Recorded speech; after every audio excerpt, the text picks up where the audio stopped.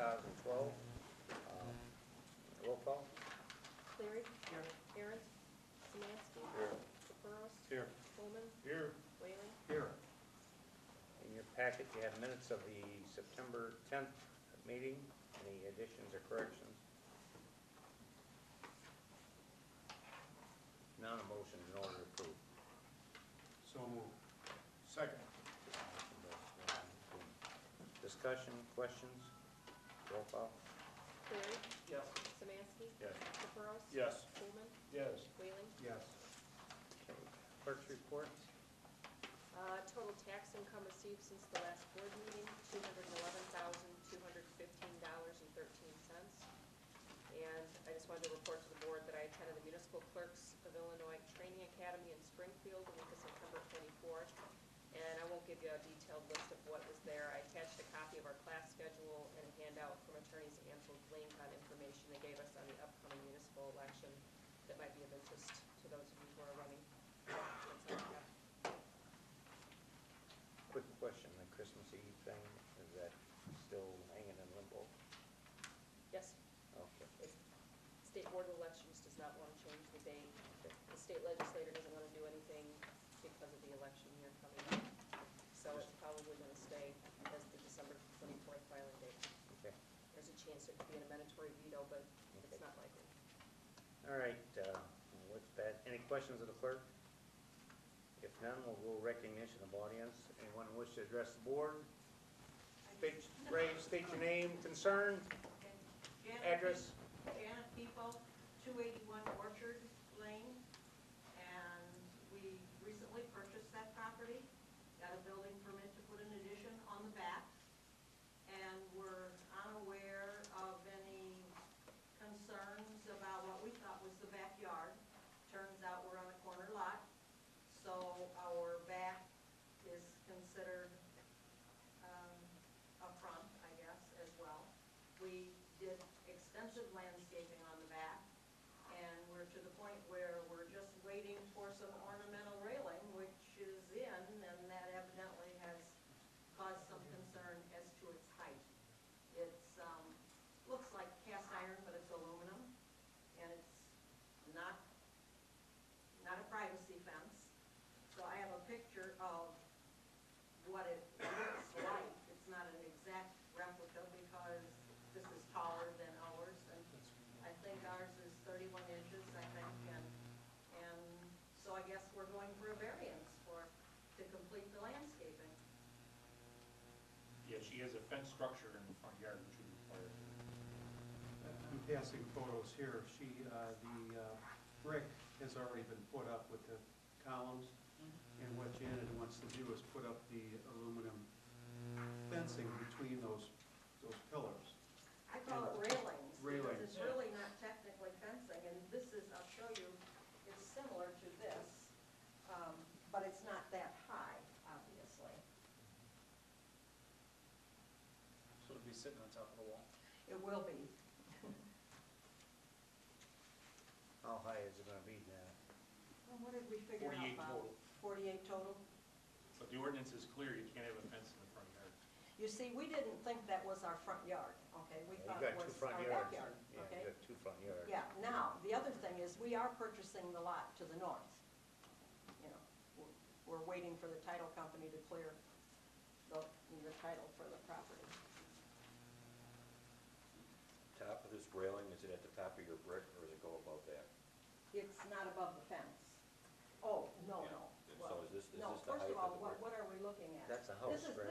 No. This is just a picture. I understand your iron railing, then it's gonna go here, is it going It higher will than that? not go beyond this. Okay.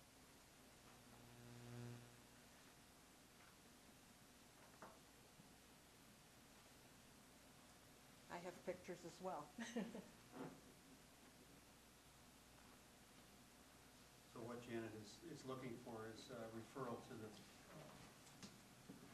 planning. I think the meeting is October 25th for workshop.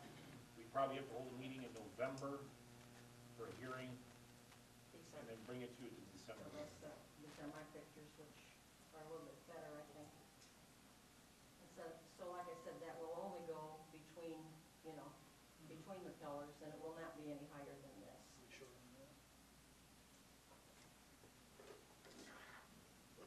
So is this correct? This is a variance? Yeah, I guess so. And you went through the application process? Well, I'm just starting. Okay. Okay, You I wanna filled find out the, You wanna find out if it'll pass exactly. here? It's actually supposed to be installed this week, but it's on hold, obviously, so. The only thing that isn't on these, we have lights on these pillars. Since I took the pictures, the lights were installed. Would it be returning from the post back to the house? No, no, no, You no, just no. stop right there. Yeah, it's just between the two, the posts. It does have nothing to do with the, I wanted to, one of these pictures shows, Like this, The, it's not going here. no, It's no, just that's between them, wide between open, them. that's Yeah. wide open. See, this is the walkway next to the garage that goes to the rest of the landscaping, and there's grass here.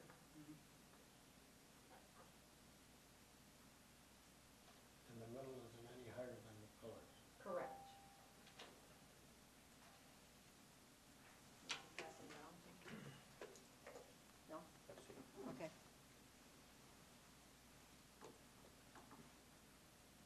Scott, they pulled in. Yeah. Does anybody have any problems referring this to the, Absolutely not. okay. I don't. All right, do we need a formal motion? I'd like to make a motion to refer this to the planning and zoning. Oh, yeah, I'm sorry, it is on the agenda. That's right. It's not on the agenda. It's just a consent. Just consensus. Oh, okay. for it. All right. We will refer it. I have a question, Paul.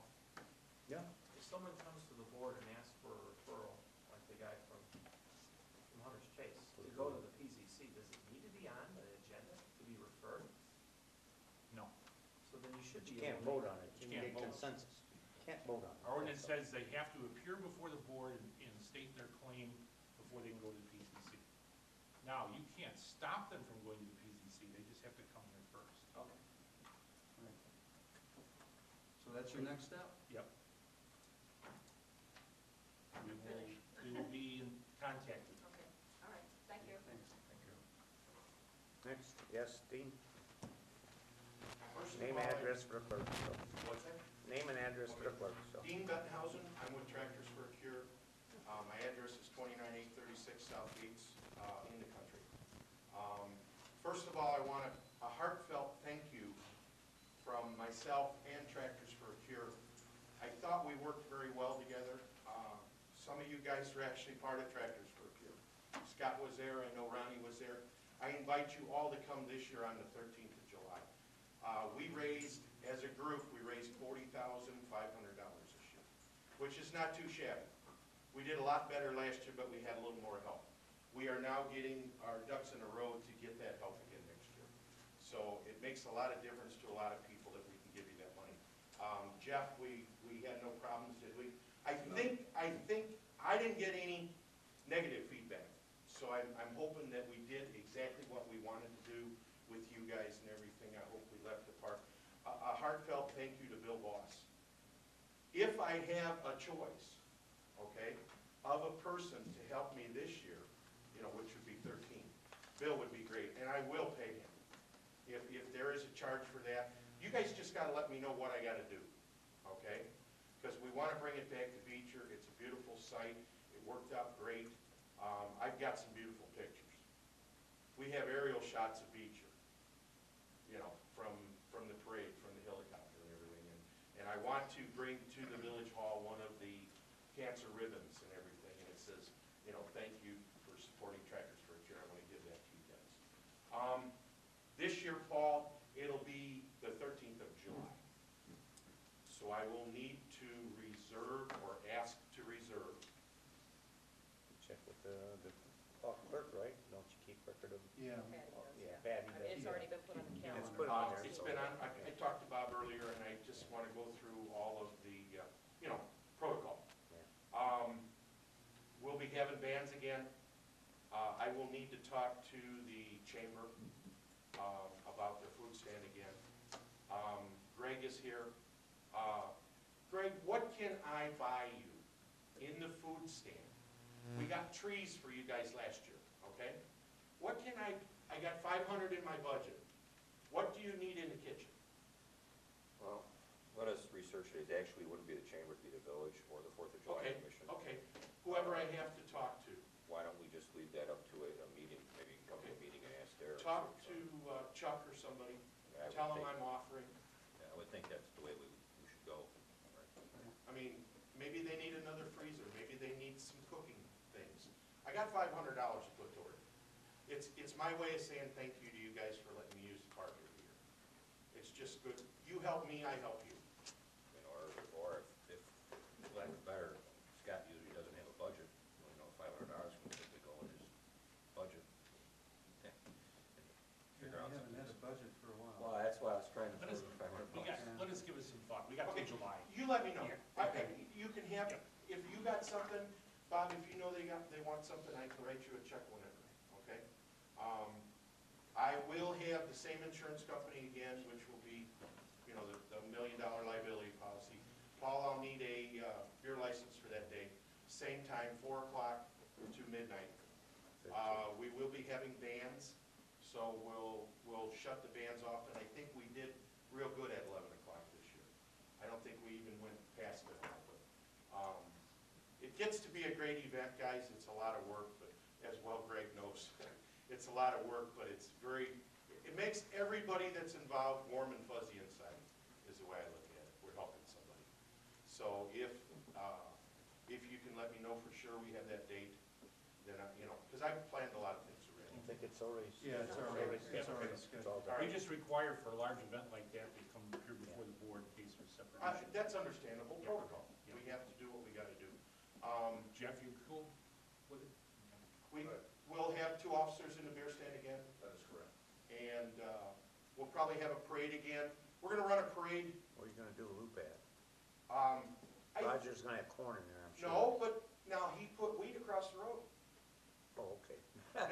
Now that might be something that we're gonna need a police car to cross Indiana Avenue. Right. But I looked tonight when I came home from work, Paul. I'm always thinking. But I'm sure I can get Roger to let us in there again. And I don't know how many of you guys saw that happening, but it was really quite a It deal was. to direct everything in. And I did pretty good because I got it even again. And it didn't look like a fish this year. It had a big round nose to it, so it was a cancer ribbon. Last year by Jerry's, I had a little bit of a point to it that looked like a fish. But, that's basically what I'm here to do. You guys tell me what hoops to jump through, and I will. I think most of them have been jumped through already. I guarantee you I will. I want to keep it in Beecher. We want to do this in Beecher. We want to be known for Tractors for a Cure. I think it's a good thing. You guys have, You want the same setup as last year, so you want the beer fence down and everything? I went to Farm and Fleet and I got them pipe gates for nothing, and then I just took them back. This is how people help me. Okay. Maybe it's my personality, maybe I don't know, but they gave me 5 gates, I put them up. That way, when we have the auction, the guys from the beer garden can be right there too.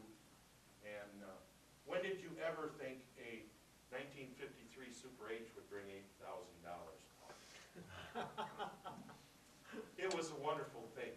That lady took $1,000 and she made us $7 grand. I mean, this is how it works, guys. It happens. What are you raffling off, Super M this next year? I don't know, it's whatever we get from Jim Whitfoot. You know that tractor was Yeah, donated. Yeah.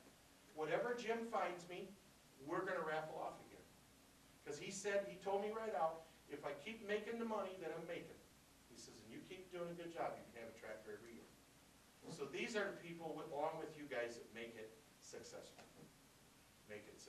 Any questions? No, I think we got it. While you're here, though, we want to talk about the memorial also. Okay, I have not had our first meeting, but with their blessing, Scott, you know you're sitting the board. Right. Okay, I have Scott sitting the board, I have Mike Stanula sitting the board. I have Joe Burgess, my brother-in-law from the township, is sitting the board. I have Steve Weissgerber, which is a beautification committee, sitting my board. I have Howard Perry as my lawyer, sitting my board.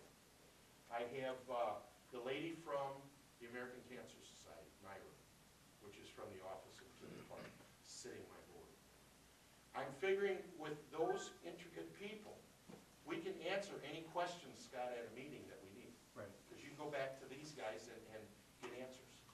is why I was so careful on who I picked. I have a lawyer on the board, myself, I'll set the board. Joey's from the township, we're representing everybody. When I lay awake at night, which I do sometimes, I'm dreaming of a three-sided, similar to what your desks are there. I want to have this side, and it can be changed, but this side would be for our fallen soldiers. And I'm going to bring attention to a memorial, the Veterans Memorial, our fallen soldiers. If you look in Beecher, and this is nothing against the veterans, but if you count the veterans and the war people that are in our town, and put them against the people that dealt with cancer, which list do you think is bigger? I think I know. It's the cancer. The people that have dealt with cancer lost their family to cancer. So on this side would be our in memory of. Beautiful plaque. I'm thinking just like a flagstone monument. Nothing big and fancy. We don't want to go huge. We want it to be known, and it would be for our fallen soldiers, our fallen victims. And there would be a sidewalk that starts right there. And that sidewalk is going to wind up going back, and you buy pavers, just like you do at Memorial. So we have a meeting yet? Have you had a meeting? No, but we Okay. are going to. All right. These are my dreams. Yeah, no, that's fine. The committee will work with you, I'm Right. sure. The so. center would be, and what I want to do sometime is put like a roof, and then it would be for pictures. If a family member that they lost, and they want to put a picture up of their family member at the memorial, we can do that. Or pictures of Tractors for a Cure. We're trying to keep Tractors for a Cure separate from the memorial. I am telling, and we talked about it, the Beecher Cancer Memorial Park. It's not Tractors for a Cure, guys. It's yours too. I'm just spearheading it and working with the Beecher people. My goal, Paul, is to have a brown sign on Route 1. Visit Beecher's Memorial, Cancer Memorial Park. You know, they do it for different things. This is something hasn't been done in Illinois. This is something brand new, guys. And so our center could be maybe some beautiful words. I'm working on a poem. Moms and dads and babies too. No one's safe. It's looking for you. Different things like that. And then you would have the other side, which would be the survivors, which I hope that sidewalk is so long, but that would be the survivors. And you pay so much for a paver and do it. I talked to Steve a little bit. What I want to do in the center is I want to have that monument on a, maybe set up a couple feet so that I can have Steve put in a cancer ribbon of flowers in the center to bring attention. And the sidewalks and everything. We've got elderly people that ask me to put benches. So we'll have lots of seating room in there along the walkway. They want to visit. I've got my first donations. We opened an account at First Community. There is an account for the donations, and we will, when we have our first meeting, Mike's going to draw up all the plans. We'll put a little something in the paper, and then we'll start asking for donations. But anytime you guys have a suggestion of any kind, go to Scott and he'll give it to me. You guys tell me what you think you want. There's nothing wrong with that. We can do this together. I am open for suggestions. These are just some of my dreams. I don't know why I do this. I just do it. And so let's do it together. It will be funded by donations, and I'm pretty sure that Tractors for a Cure will drop $1,000 every year into it for the care. I talked to Randy Schmidt. He'll probably help me out. You know, I've got a lot of good people that want to help. So, you know, let's do this together. Sounds good. Okay? All right, Good deal. thanks, Steve. Thank you. All right. Thank you. Now, one other thing while we're talking about that area, buddy, I don't know, I don't want any trees being planted in that, or close to that area. I moved one of the stakes. Okay, I think Bill Voss put it there not knowing that a cancer memorial was going on. Right. Because of that. right, so I picked it up, I moved it down the walkway. I didn't have a hammer. Okay. I said it very nicely. Yeah, I was gonna say, it's on the ground laying there, so. Okay, That's about where we should have a tree. Randomize. But no, we want to keep that area because I don't want to have to pull a tree back out and move it, so. We'll if we- bring things like that in, Scott. Right, After we get things set, we'll resod it or whatever. And Steve is gonna be very helpful. They say he's terrific with things He like is, that. Steve is good. He's on board. So I was very careful on who I picked, guys, okay. Steve is good. you know. So, any more questions? If you have any, please call me. Scott knows how to get a hold of me. And Okay. thank you again for all the All help right. All right, this last year. Thanks, I Steve. couldn't have done it without you guys. all right. So See thank ya. you. Have a good one. Yep. Okay, Ken? Yeah. Hi, let me introduce myself. I'm Kent Heisner. I live at 27940 Route 45, up in Peatone, Illinois, just a little bit north of the little town of Andrews. Some of you folks might know. But I'm here, I'm running as a Will County Board member. Some of you may be seeing a few signs that I've had put out already. I've got more to go. But the situation is I'm meeting with different governing bodies in the area, the mayors, trustees, and that kind of stuff. And I'm talking with them about what do they need from the Will County Board, and what would they like in a representative for Eastern Will County. And one thing has come up consistently is we haven't seen our county board members. Most of the governing bodies have not been visited. They haven't regularly been sat down and talked with. This became very apparent. I'm zoning chairman out in Peatone Township. We had a problem out there a few years ago with illegal dumping.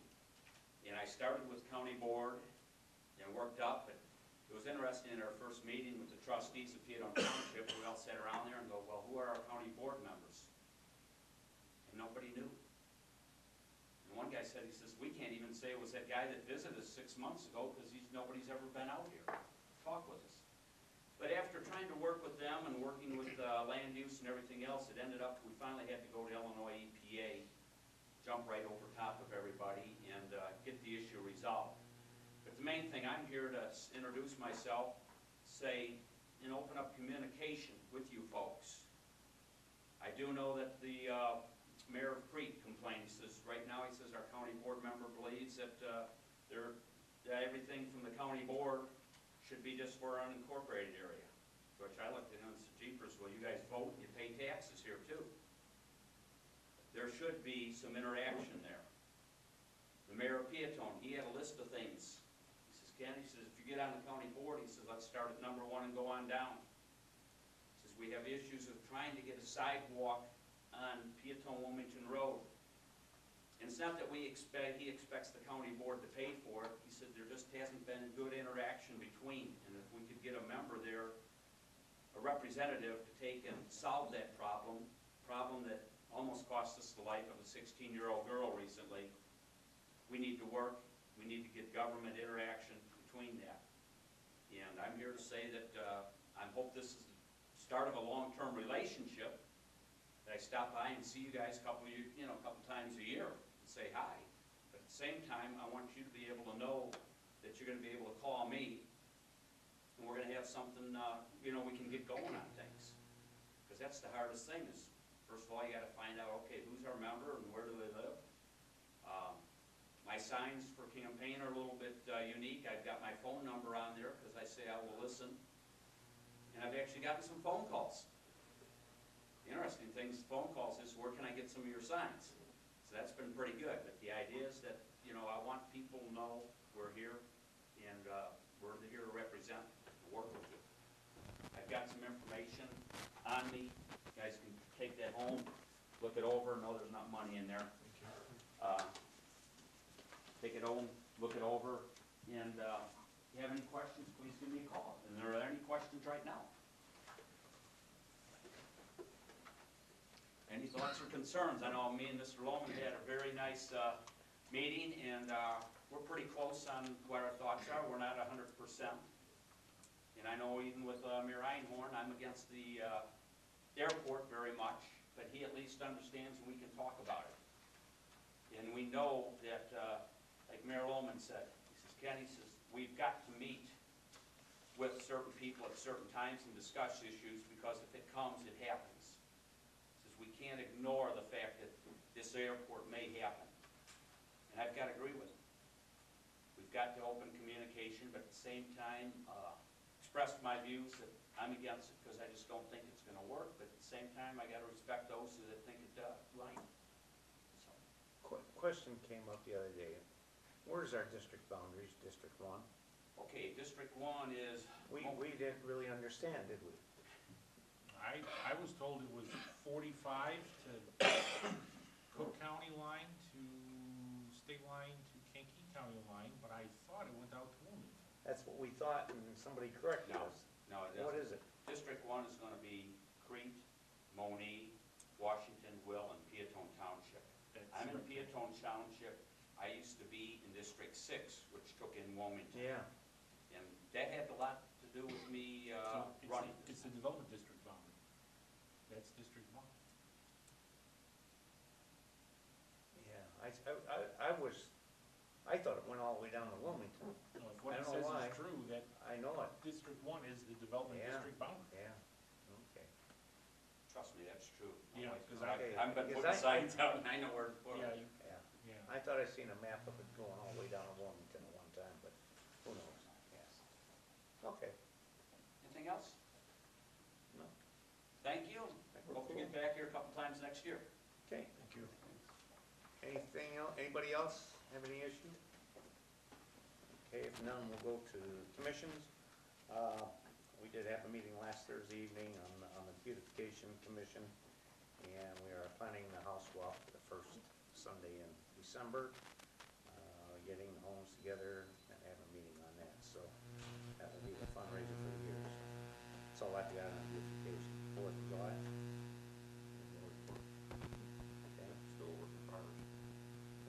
Ehlers? I believe a brick order just went in. I think we had, what, 20, there were quite a few of them, 25 bricks. When you ordered, Jeanette, do you remember? When the last one? Danny handled that. It was a good order, but we wanted to get it in, hopefully get them in before the weather changes, but, that's in progress. I don't know if you, I think the board members know that we did not make the Governor's Hometown Award. We did not make the final cut, so, just wanted to say that.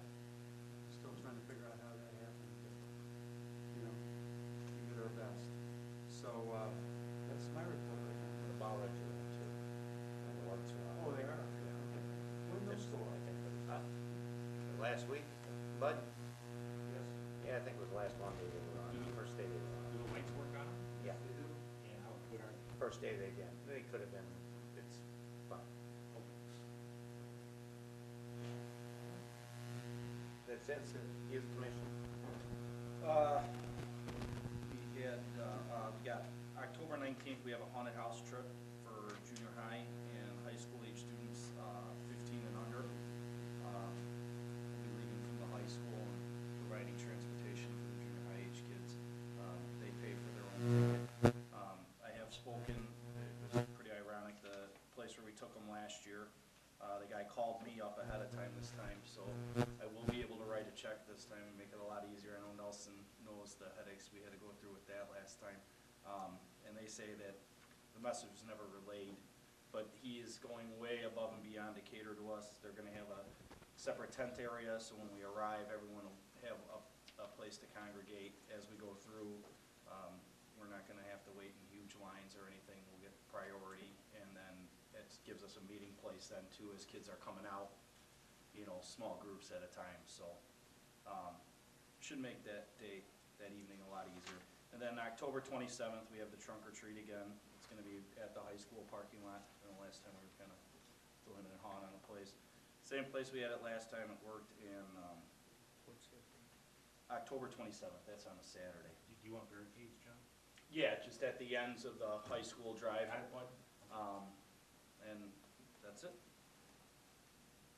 That's it? Yeah. Okay. No other questions? We'll go to our committees, finance. You got the treasurer's report in your packet. There's a little bit different in the format. It's been over a year since we've had CDs, so I don't need as much space for the treasurer's report. And I did put it on 2 pages. So on the village accounts, we We have last October 1 and this year's October 1. The only significant really difference, the park fund, of course, we paid off the Oslec grant. So if you noticed last year, there's a little more than $250,000, and this year it's a little less than a tenth of that. Even less than that, 100. And then if you go down to the general, that accounts has accumulated a pretty good sizable amount of money. We did pick up about $70,000 more in property tax during September this year as opposed to September last year. The two total amounts, if you look at last year's and this year's, is only about $100,000 difference, about $100,000 more this year than last year. Are there any questions about any of these? You notice we are accumulating a little bit of money in the capital equipment sinking fund, the last fund there. A couple of payments, one from the general, one from O&M for truck payment. I think those were our first payments into that fund, paying back the fund. Any questions about that page? The next page are the committee accounts. They're very similar to what we've been doing. The beautification did drop a little bit of money. They paid for that planter that was put in. Any questions about the commission accounts? Yeah, 4th of July, it was 79.3 we got in there. What is pledged for rainy day fund? Pardon me? What amount is pledged for rainy day fund? Because in the old days, 52, right at 52,000. because we used to have a CD, but apparently that's all liquid. Correct. Right, so you should take about 52,000 out of that, and that's our, and we'll probably have to dip into 52,000 as we do deposits for bands, buying the car, those kinds of payments have to go out about the time the sponsor monies come in. It's real close, but sometimes there's a week or two where we're a little bit short. So I'm sure the 52,000 will be dipped into. It was a little harder to do that when it was a CD. But we still have that number that we plan to protect. Other questions there? The next two pages are the checks that I wrote. I think you got an email in regards to one check, a little over $8,000 that was overlooked in your bills to approve last month. And that's in the O&M. It's the third one, the $8,068.20. That's so that we could handle that in a timely manner. The decision was made that I'd write that check out, and you're informed of it, but it does appear on this list of bills. So the total checks that I wrote, $169,415.84. Any questions about any of those checks? Okay. Thank you very much. Any questions of the treasurer? Make a motion approving the treasurer's report and the financial activity for the month of October, or August. September. September, thank you. Second. Motion and second. Any discussion or questions on the motion? If none, roll call. Whalen? Yes. Coleman? Yes. Caprows? Yes. Samansky? Yes. Cleary? Yes. Treasurer's reports are also closed for the month of August for our review. And the bills are also before us for the month of September. These are provided to us by email, and also amendments have been made to the documentation.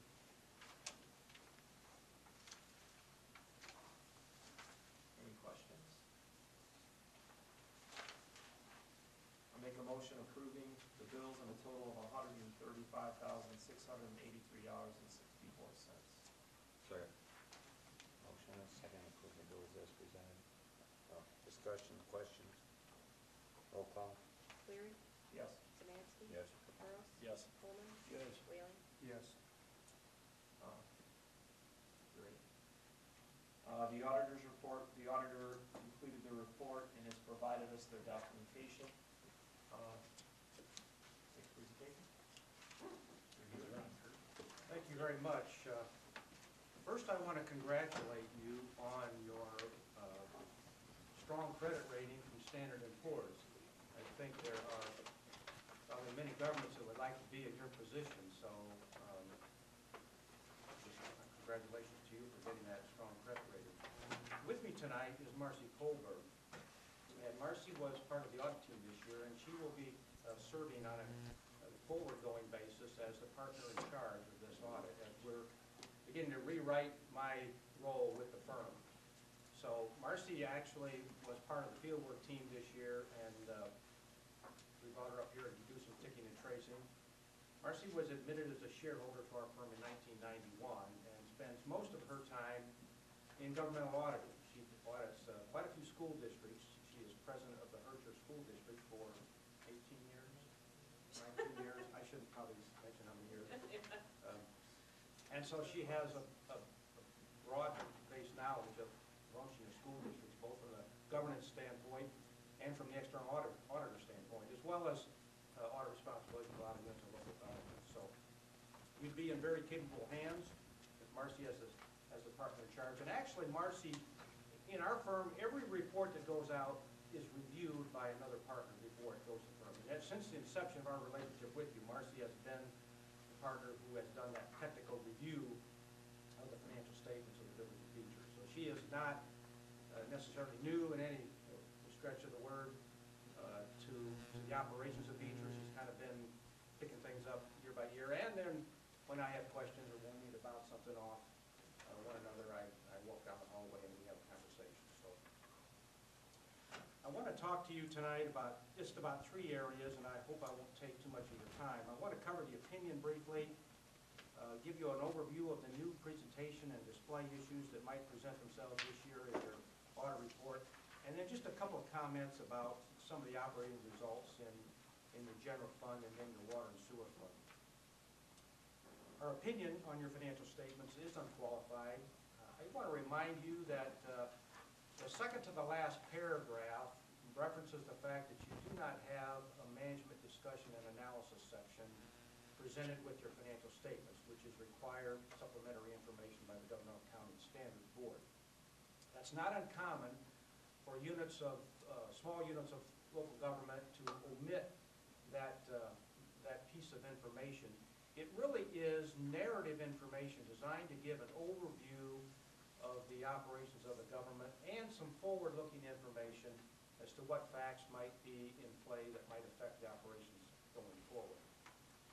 As you can imagine, large governments with many, many funds and complex operations almost need something like this to boil down the financial statements and give the reader a kind of a general overview of what they tell them and how they're arranged and configured.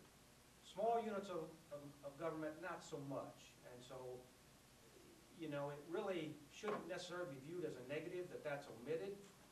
It gets its I guess, status because the Governmental Accounting Standards Board was trying to emulate what happens in publicly traded companies. If you ever read an annual report, you see there's a letter to the stockholders, and then that's usually followed by a section called Management's Discussion and Analysis. So that's not in your statements. It has to be written by management. That's not something we can prepare as auditors. And so when you read that, I just want to remind you, I do that every few years, just to remind you why it's not there. It's your choice not to have it there. And we don't have to take exception on our opinion because it's omitted, but we do have to make reference to the fact that it is omitted. So that's why that paragraph's in there. In terms of new display and presentation issues, I'm just going to reference these. So if you want to mark down or skip there while I'm talking about it, feel free to do so. On page 5, Exhibit C, you're going to see in the fund balance section the results of the new accounting standard GASB Statement 54, which now requires the fund balance to be displayed in terms of spending hierarchy or spending constraints in terms of their hierarchy. So you have the non-spendable followed by restricted funds, followed by committed funds. Now, committed funds can only be committed by the top or the highest level of governance within the governmental body. And then you have assigned funds, which can be assigned by a lower level, say a CFO, or in your case, consultation with the mayor and the finance chairman. And then you have unrestricted funds that is what's left. And the purpose of this standard was hopefully to give users of financial statements a better look at what spending constraints present themselves as they look for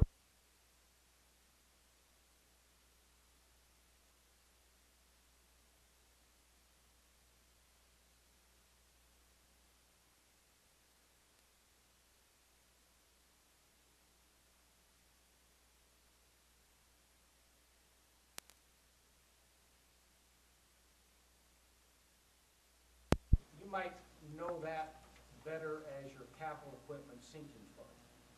And that takes on a status of an internal service fund. So it's almost like a fund that serves the other funds of the municipality. And it is in this fund. This fund is on a full accrual basis of accounting. So what is been loaned, if you will, to the general fund and to the water and sewer fund for equipment purchases and is being repaid is reflected in here as an account receivable, and then what cash is still left in that fund is shown as cash.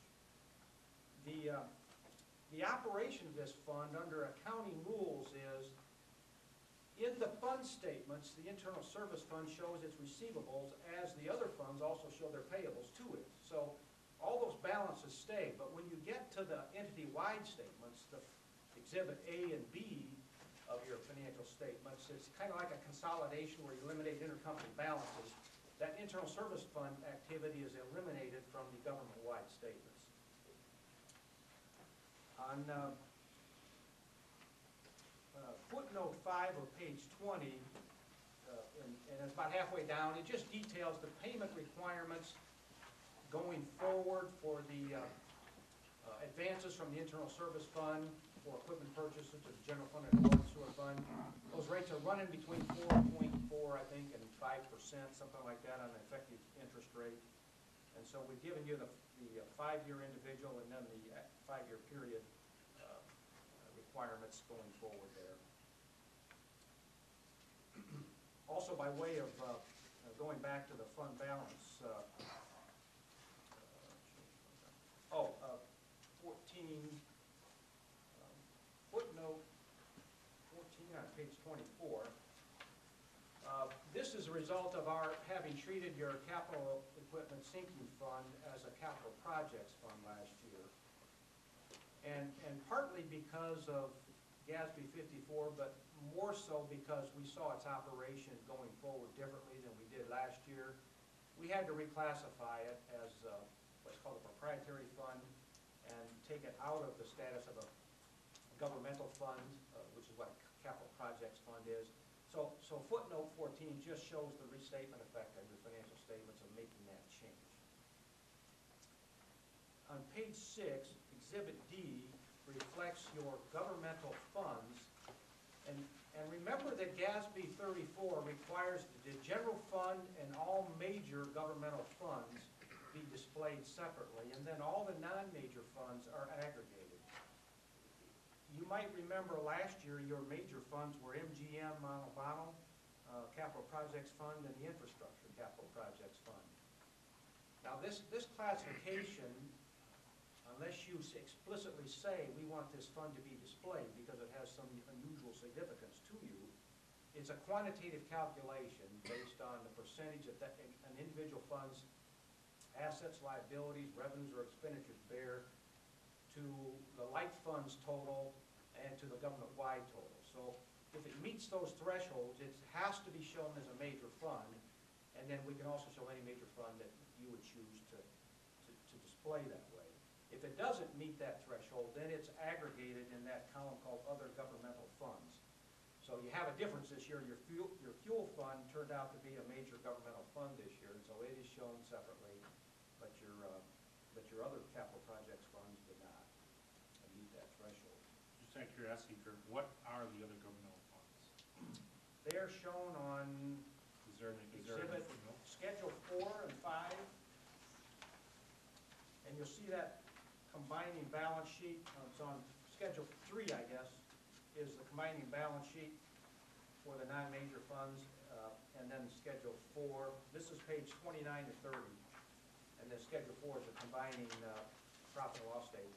So all the funds are there, and then the totals roll up to the non-major category on the Exhibit D.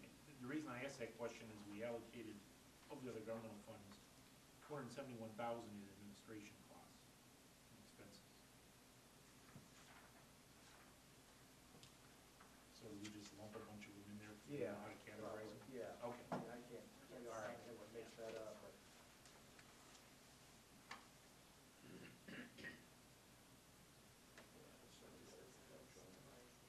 I mean, I could get you that detail. No, I didn't, nah, I know what you just lumped it in there because you didn't know how to categorize it.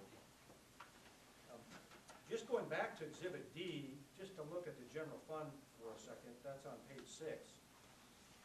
If you look at your change in fund balance, which is 104 negative this year, but remember you transferred $195,000 to the park fund to pay off that grant that was matched with loans that you took out to do park improvements.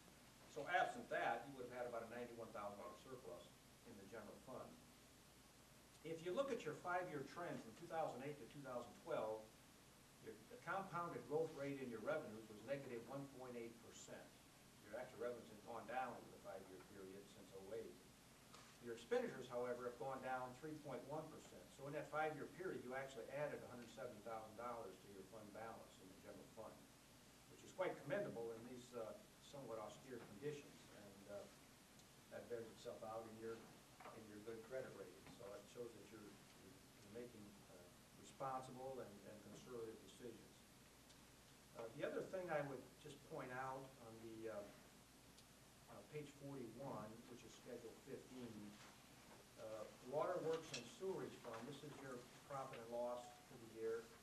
And this tracked pretty similar to what it has been in the past several years. The revenues are pretty much flat, as are the expenditures.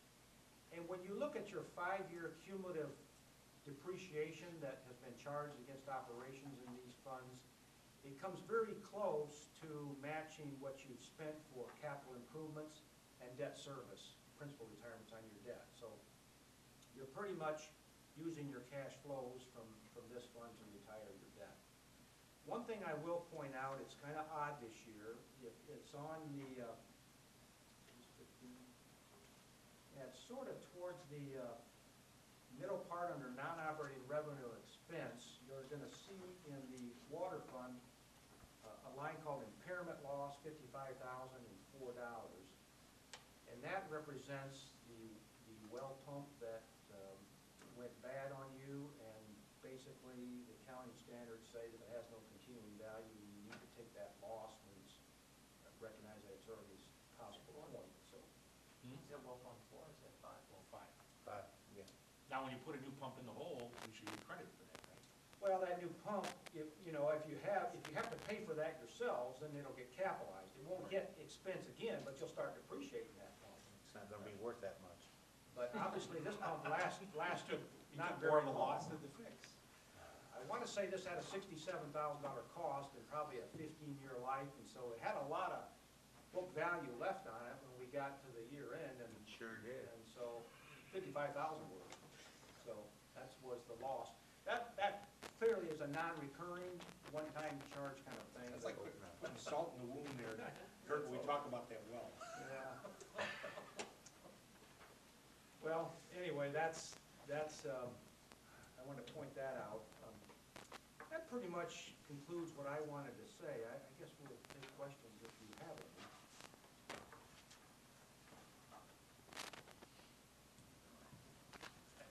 I have a comment. Kurt's been our auditor for how many years now? 5? 5? Or 6. He reminds me of a teacher or a college professor you may have that will just argue with you for the sake of arguing to prove his point. So I will miss him. I don't know if Marcy's going to be that assertive in her arguing auditing philosophy, but you know, he's always had a big problem with how we hide money in our debt fund and our capital improvement fund. He's He's always had an issue with that from an accounting point of view, but we all know why we do it, is so that money's set aside for those purposes. But it's been fun, Kurt, thank you. The breakdown of the Illinois funds though, and just talking with Nelson, it's a pain for us to split that all out and everything else with the credit cards and everything else. It really is, you know, and I know you had comments on that, you know. Yeah, we're sort of forced in our management letter, It's- your it's- capital debt fund and your capital fund for the water and sewer, because we have to make material adjustments to get that money back into those respective funds. The We're state forced to does make not help that. us. The state does not help us Oh, differentiate. no, I understand it. It depends on him. When you have an infrastructure sales tax, Yeah. and they combine both taxes and lump it in one EFT, it's easy to miss. Oh, yeah, I was talking about something. No, I think he was referring to that, plus he's referring to the e-pay. E-pay is not a very easy thing when you've got big funds to distribute. It's a mess. Well, you do need to provide convenience and services to your residents, and it makes it more difficult on the. It on does, our it end does. To provide that opportunity. I agree. You notice Nelson don't have much hair at all? Bob, the other item that we had talked about before the meeting, and I talked with Nelson about it, it's on page 17, it's a comment under one of the footnotes, note number 2, concerning debits and investments. And the point that Kurt had brought up, and Bob had indicated, and it has to do with the collateralization of our deposits and investments. And it states, as the auditor has indicated, the village's practices to fully collateralize our deposits and investments. Now, Bob believes this is under a state statute, something Bob's gonna look into. Kurt's position is it doesn't get into your deposits, so this is low-lying fruit. To me, it makes sense if it's something that we do. First of all, it's a village practice, regardless of state law or not. If it's the direction that we want the village to go in, which we've been doing for the last, it has been 6 years, then we ought to just make it the direction we want. We should just make it a policy, and whether it's, we indicate in our investment policy that we're gonna follow state statute. If it's under the state statute, we are not going to, and I agree with Bob, if it is state statute, we'll just state we're gonna follow state statute. If it is not covered by state statute, then we would need to make that comment in there. The reason why if it is in state statute, we don't wanna state it is, one, if it's already in state law, there's no reason for us to pass an ordinance that we're gonna follow state law, or we're gonna reiterate what state law is. We should be stating that we are gonna follow state statute, which is state law. If it is not documented under state law, then we need to create this in our policy that exists, and it's more of a clarification. And Nelson's gonna look into that also, if it is in our policy, so. I always thought anything over 250 had to be collateralized with public securities, and that was some kind of state law. You're saying it's It not? is, I don't believe, I spent a lot of time 2 weeks ago in the Public Investment Act for another client, and I always thought it was also And that it's you not. have, no, it's, No, you're in the not middle that of I, it. You're in the not middle that I of can it. find in the section 2 and section 6 of the Public Investment Act. They talk about the prudent man and acting as prudent men on your investments, and it kind of leads you down that you should fully collateralize, but it is not required, so. And I don't think your investment policy does either. So that's where we're kind of saying, well, you're doing it, but you're You will now. just not documenting it. I just was And I always mean, you can assuming check that was with your wrong. attorney, but yeah, I had Yeah. too, and like I said, when I spent probably 6-8 hours in that Public Investment Act just a couple weeks ago and did not find it anywhere. Found a lot of other things, but not that, so. I never looked for an ordinance or a statute, I just felt it was prudent. Good policy. And that policy was always to collateralize it 115% of the uninsured amount, which is the 250. Then you need a little more than 100% because of this, the asset fluctuates. And that 250 will be changing here at the end of the year. Is it gonna make a different number, 1.25 again?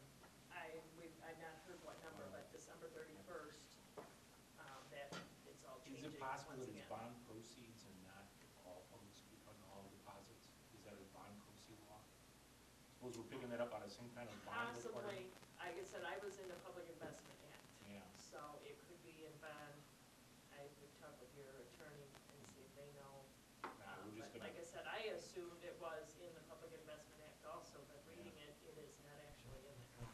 fix it, it's not a big deal. We've been doing it anyway. Again, it's a matter of just documenting what we do anyways, that, not like we're changing policy, it's just documenting what we do. Any other questions, Kurt? Nope. Are you gonna be coming down anymore? Well, that's, I might bring him. I won't see you. I won't see you anyhow. You have to ask her, I guess. She's my boss now. Oh. We'll see what he We're still brings trying to next figure out summer. what I'm gonna be doing. It's been a pleasure having you down. Thank you. It's Really. been a pleasure. I gotta, Pleasure's mine. a mighty half. It's, If I could send y'all to Springfield, I'd do it in a minute. I know you're a pain once in a while to the employees, but you know what? You keep us straight, so that's important. Very important. Thank you. Thank you. Don't send the bill. You already paid him half. You just paid him half. There being no other additional questions, I make a motion accepting the audit report for the fiscal year ending August 30th, 2012, and authorize the appropriation of funds. Second. Okay, motion and a second. Discussion on the audit? If none, roll call? Whaling, Yes. Coleman, Yes. Capros. Yes. Szymanski. Yes. Cleary. Yes. Thanks, Kurt.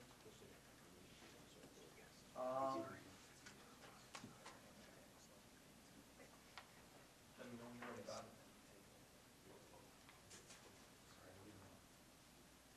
Ready? We need to talk about the drafting of the tax levy for 2012, collectible in 2013.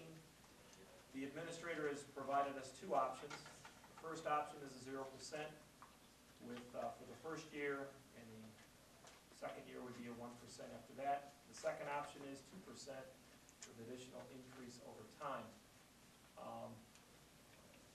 Bob, you want to give us a little background on the direction? Yeah, in discussing this with the village president, usually the first step in doing a tax levy is you discuss the issue with the village president. And with him having the knowledge that we did basically have an operating surplus in general of 95,000 last year, he said prepare a levy that's 0, 1, 1, 1, 1 in the 5-year plan. And then as an alternate, do a 2, 2, 2, 2, 2, and see how the numbers blow out. So that's what I did. And I'm not speaking for him, he can take the conversation from here, but I presented him with those two scenarios. So Paul, why don't you take it over from there? The only thing I spoke at the intergovernmental meeting, that people are getting tired of the increased taxes, and I think we ought to slack off for a year or so. I understand Bob's got the 1% in there for the following years. I didn't know where the 2% came from, I was kind of, That's what we did last year. I understand that, and I didn't know that was an option, I just thought, you know. But anyhow, I asked for a 0%, so. Increase, 0% increase, forget about last year, 0% this year. Now, if we do that, know full well, we'll probably have to budget some reserves to balance the budget. And again, we went through the revenues, and we have been underestimating revenues in a lot of cases. And we've always had carryover, is that correct? I think Since you have. 07, we've had a carryover. Huh? Since 2007, we had a carryover. There might I'm have just been- looking back today, we've had carryovers. Back in the early 90s, we might have overestimated Right. back then. So, like I said, there's no reason why you can't do it, but you know what? You're the board, if you so choose, go for it. I don't want any heat for it. Bob, I have a few questions.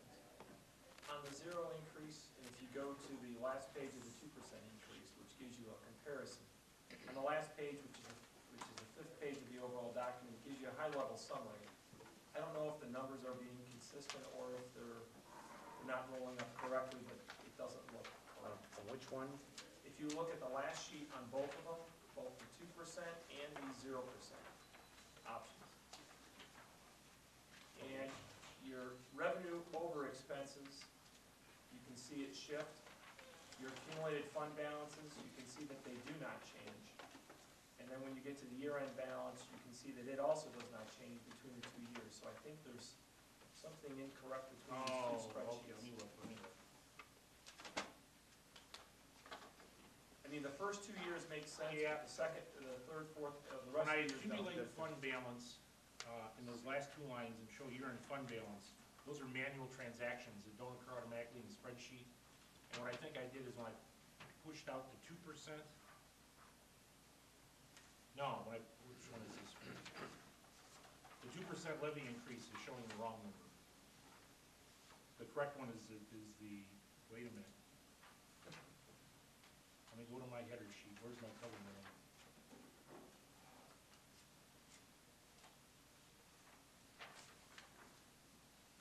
Look at the deficits in the cover memo for the 2% versus the 1%, and those are the accurate per year deficits.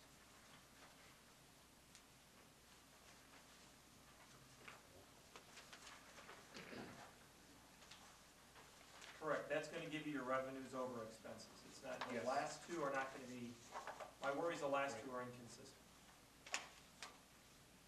And I don't know which one takes precedence. I would just ignore the last two columns maybe for the sake of, and just look at the two minus numbers. The last two lines. Yeah.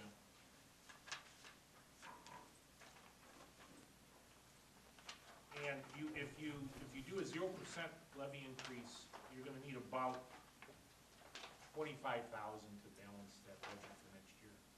The following year, if you levy 1% the following year, then you need about 36.6. That's based on current estimates. And again, year in, year out, we have carryover. And Now, like I said, in the past, this is many years past, we always figured 25,000 in reserves. Is that correct? We haven't done that for 10 years. I said in the past. In the past. I didn't say the last couple of years, in the past. And like I said, we always stayed within the budget, so.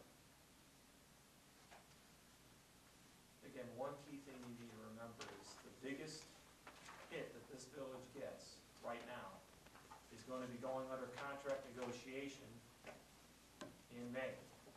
And that's the police department, the union barter agreement that's gonna come up with that. So what do you have in here right now, Bob, based on when you're floating this all the way out for the police department for I funds? have some in there, but I'm not at liberty to discuss how much that is. Is it consistent amongst both options? So depending on what finally comes out of, I agree, I understand why.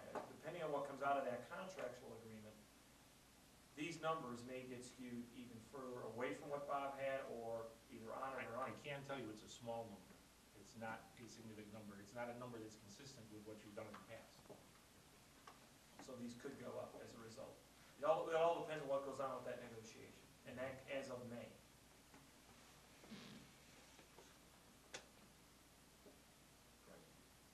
A year ago, trustee Kaporis brought this up. At that particular point in time, I was under the impression, I still am under the impression that because of future and current expenses, it was not wise for us to do it at that particular point in time. Are we saying now that this, if we were going to do it, this would be the year to do it because we don't have we don't have the expenses that we had last year for this year? So in other words, we had the increase in dispatching fees, we had the current contract that was already in place. And I was under the impression that last year that we could not afford to do it at that particular point in time. So are we saying that that's different this year, that times are different and we can do it? Last year, if I remember right too, there was more rumor, scuttlebutt, whatever you want to call it, of the state doing something to us, which we were very concerned about. When I say us, I mean the funds coming in. And I don't think they're barking so loud this time. And again, is that a reason for us to do it this year? They didn't take any money from us last year, and if you take the park loan out of the equation, we had a $200,000 surplus. So if you are saying, let's use some of that $95,000 surplus and not raise the tax levy, then we can do that. But if you're saying balance the budget and not raise the tax levy, you will have to make cuts. And I'm saying you're gonna need about $25,000 in reserve cash to balance the budget if you want a zero levy. You will need about $2,000 in reserve cash without making cuts. And how much do you estimate you're gonna carry over from this year? It's too early to tell yet, we're not even 6 months. In the past, what have we carried over? 95,000 last year. Okay, But I don't know what we're gonna carry over this year. We're not even into the 6 months of the fiscal I year. understand that.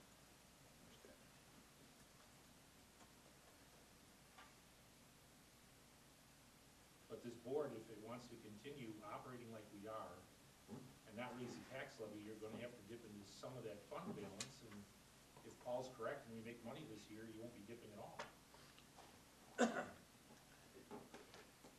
And you understand that 95,000 was some legal fees that were paid, the lawsuit. We paid those bills how many years ago? Attorney fees, huh? Oh, wait. Yeah, it's been a long time. That's why we got the reserves.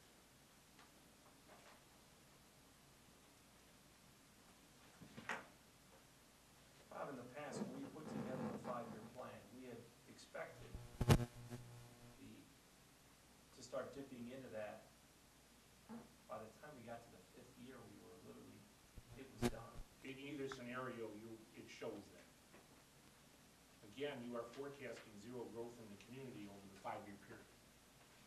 And since '07, that has been the case, basically.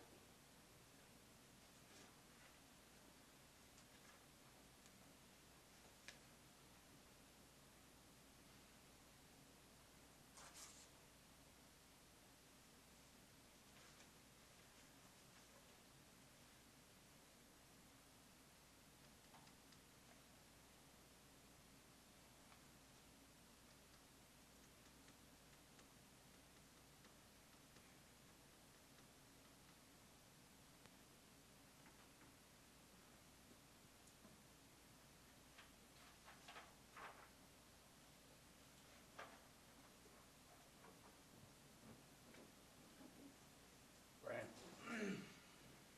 All right, I'll say it again, as I said it last year. You know, I completely agree with the mayor. You know, I said it last year, it's time that,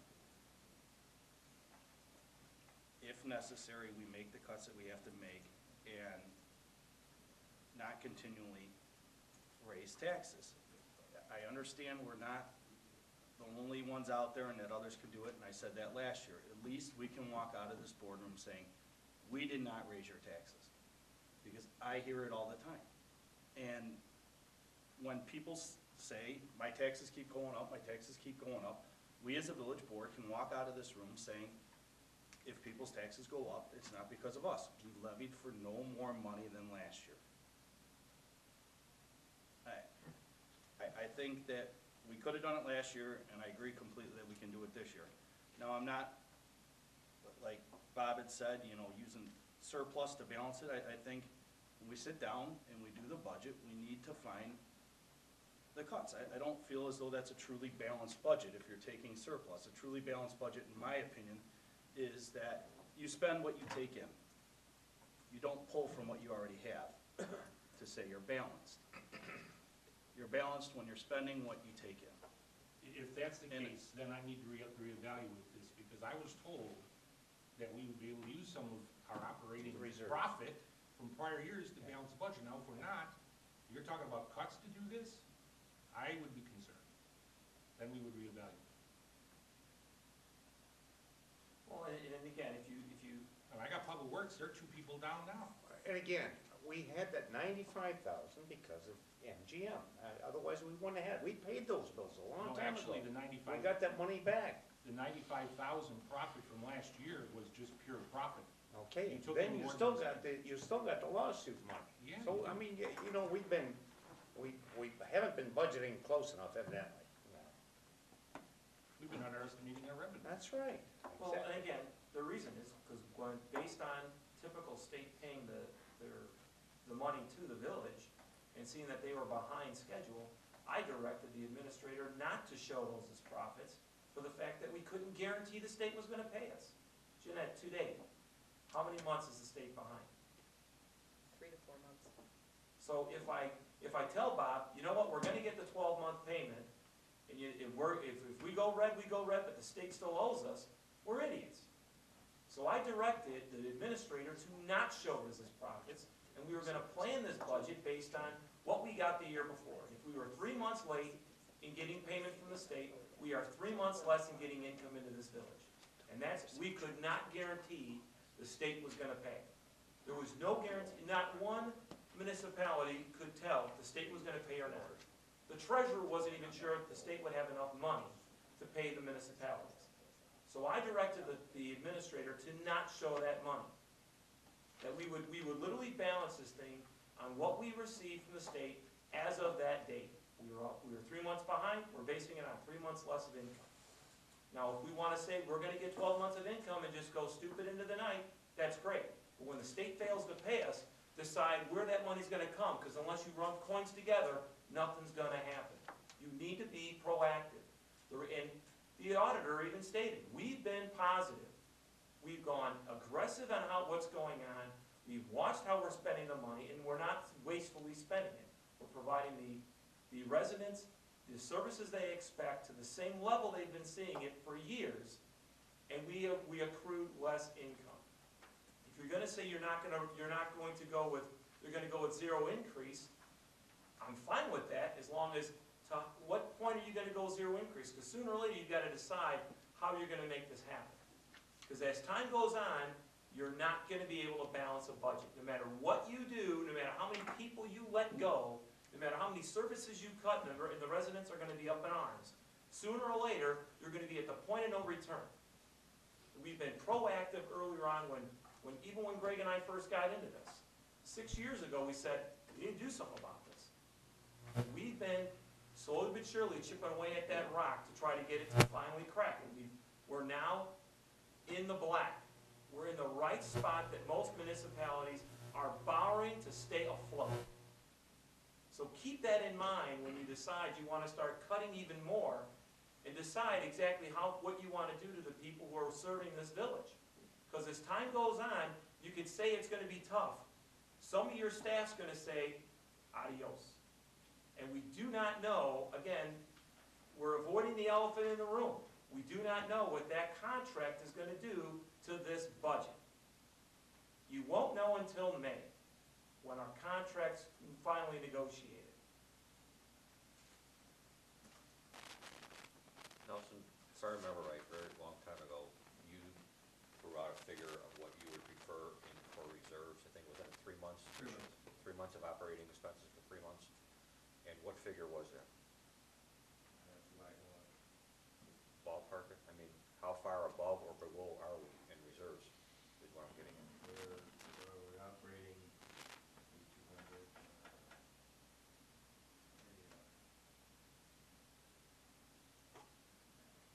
I guess another way. 603 is 25%. I was just gonna say 600. Yeah. So we're above or below that figure, in just layman terms. What I'm getting at is, can we afford to take a hit in the reserves, for, let's say, for this year? And would we go below then that 3-month reserve status that you're talking about, rainy day fund? I'd want some time to look at the numbers and see. Okay. But I think one thing you need to take into account is once you elect not to get an increase because you're a tax cap county, you can't get that back. And I understand that, and I've heard that, but what new out there would we not be getting? What's that? What's new out there that we wouldn't be getting? I mean, we're predicting no growth, right? Well, last year, we got 0.8% of our two came from new growth, which were 7 new homes that we put on the tax rolls last year. So it was about 0.8. In looking, I know we're talking, you're not talking a significant number, but I'm gonna talk about it in your language and then in Nelson's language. 2% levy generates $12,106 new dollars, okay? Now, in Nelson's mind, that over 10 years would be $120,000 because it's there every year. If you skip a year, you would miss out on the 12, okay? Over 10 years, that 12 is 120 that you would lose. So you can't say 0% levy forever. You can't do it. You can skip a year here, you can skip a year there, but you can't say 0 levy forever. You can't do it. What are you gonna see in another 6-7 years as far as revenue? You're gonna see a big kicker in sales tax, is that correct? In 8 years, you will. Whatever, 8 years. I said you're talking 10 years, I'm talking 8 years. so you're gonna have revenue that you never had before. You're looking at, what, Yeah, but we also have $120,000? we also have geo bond debt that's gonna go up exponentially on the public works garage, Yeah. that you're gonna use that revenue to pay off. And I think the goal was to refinance the geo bonds after 10 years, is that correct? If In the fact, that's what I got on the chart, and I if the thought rates that's are what you competitive. directed me As to. you can see, we have two schools of thought here on the tax levy, and you're trying to put me in the middle of it. The village board needs to make a decision. I presented the facts, you need to make a decision and not try to put me in the middle to argue one way or the other. I've heard from both sides on this one. Last year, we held a 3-hour workshop on this, if you recall. And it was agonizing for the staff to go through that workshop, and I don't wanna do it again. Decide what you wanna do. You know, I noticed we got a 2% option, why don't we have a 4% option? cause you won't get more than 2. Don't know if you're gonna get 2%, do you? No, You might not even get 1%, right? maybe not. So, whatever. You know, somewhere down the line too, I mean, at one point, I mean, you keep adding and adding and adding every year. Where will we be at in 10 years? Where will we be at in 15 years? And we do What- that what- with the water and what sewer are- rates, what they are go up a dime homeowners- every year too. But what are homeowners gonna be looking at? If everybody goes on this philosophy that if we don't capture it now, we lose it forever, and no one's ever willing to take that zero, you know, with these constant increases, where will we be at in 15 years? What will it cost for somebody to live? You won't have And- anybody and- living in this town. Yeah, They can't afford it. what will property taxes be? Be reminded, the police department's approaching 80% of your general fund. Police department. And we have a contract negotiation coming up, which is gonna be a bigger issue. In theory, isn't that contract negotiation a 1-year delay? So in other words, let's say if we go with 0% this year and we find out that we shouldn't have went 0%, you could have went with the 2% next year. And then that would make up the difference for that contract, because we're dealing with the unknown again. Bob? No, you have to retro all contracts to the starting date. Is Yeah, that that's correct, right. Jeff?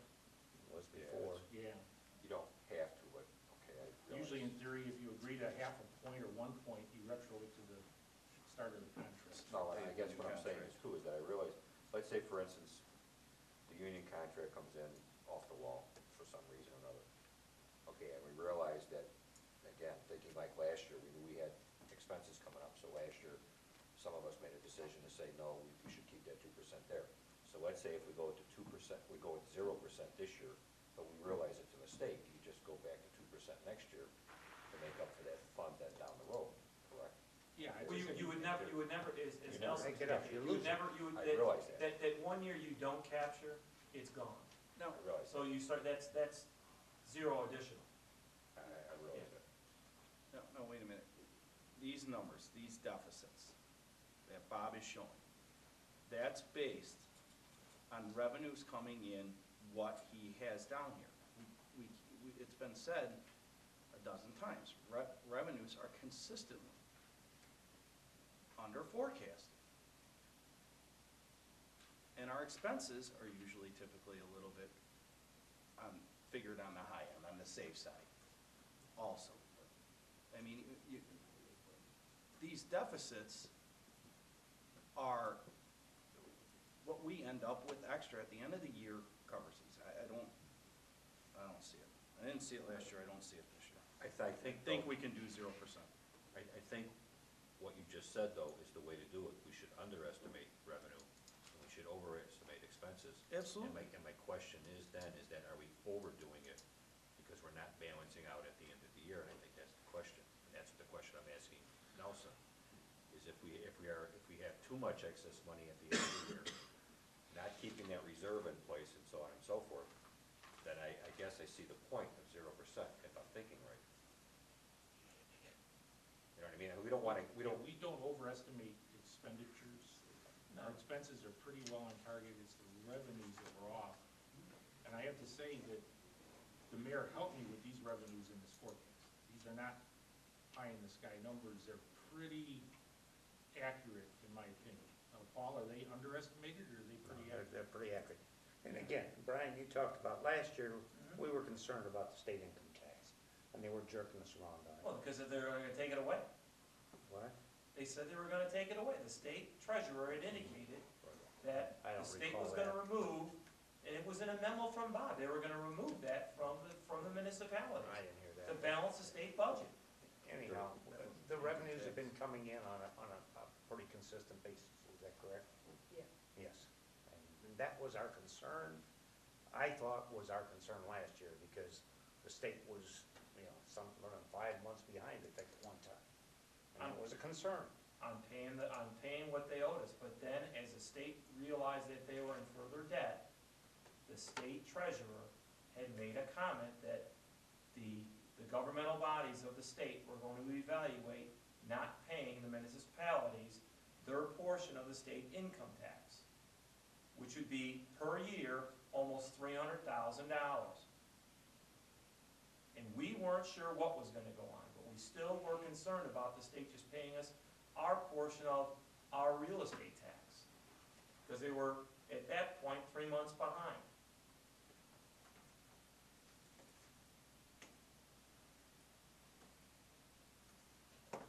Okay, let's get some direction. Yes, George, I normally don't do this, but yeah. My memory was from the last year, you guys talked about rebates, and isn't rebates the safer way to do it? See what you have at the end of the year, if you have a surplus, rebates it back. Would that be a safer way to do it? So at the end of this year, you have something, you got 95,000, whatever the number is, why don't you rebate some of that back to the, on a tax rebate? That way you're safe. If you have plus, you can rebate some, if you don't rebate. Did that once. Gee, It's called an abatement. Yeah.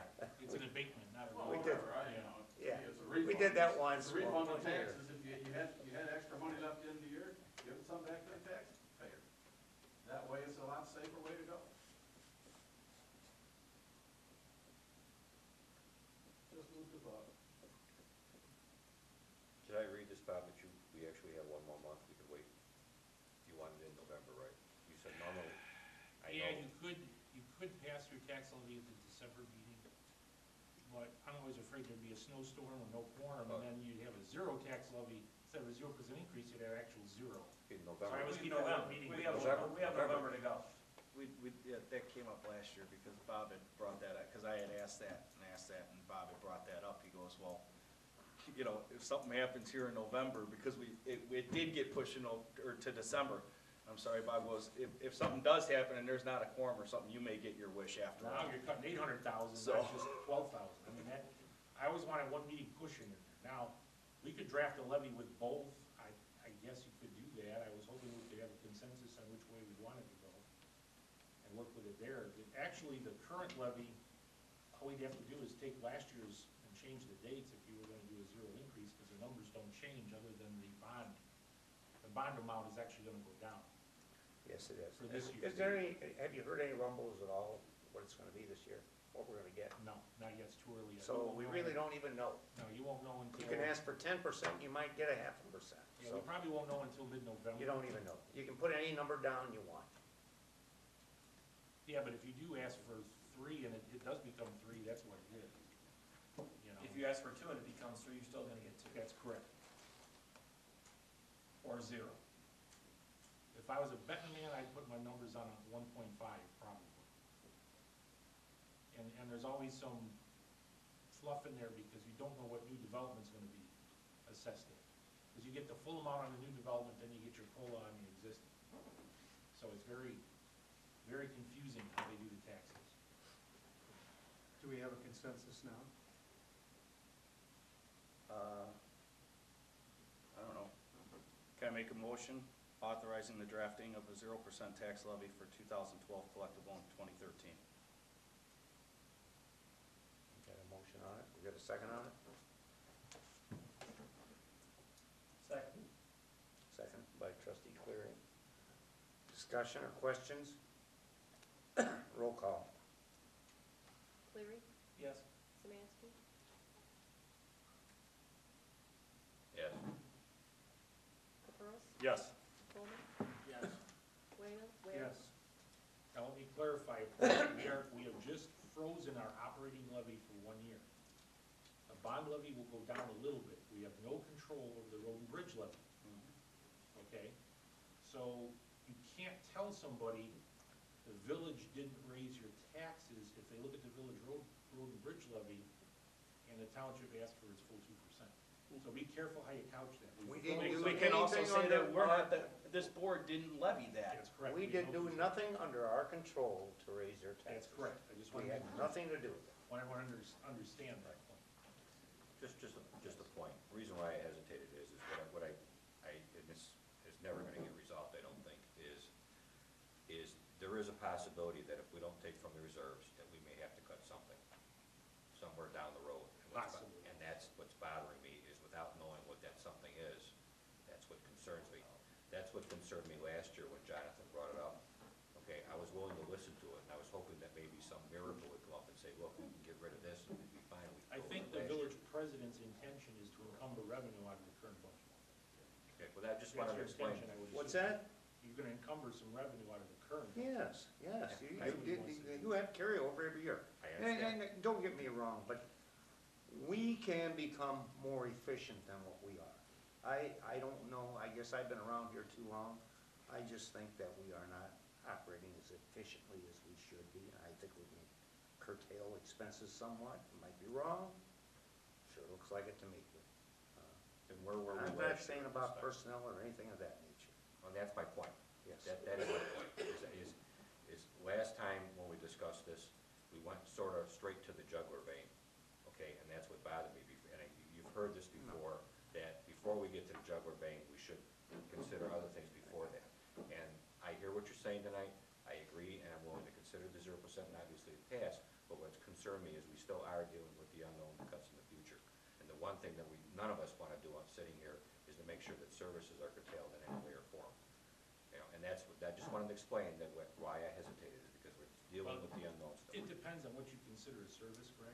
I understand. I mean, some of the cuts we're talking about, dollar-wise are very small, but labor-wise are very intense, and I think I know where you're going with that. I mean, the labor that, I'll just give an example, watering flowers.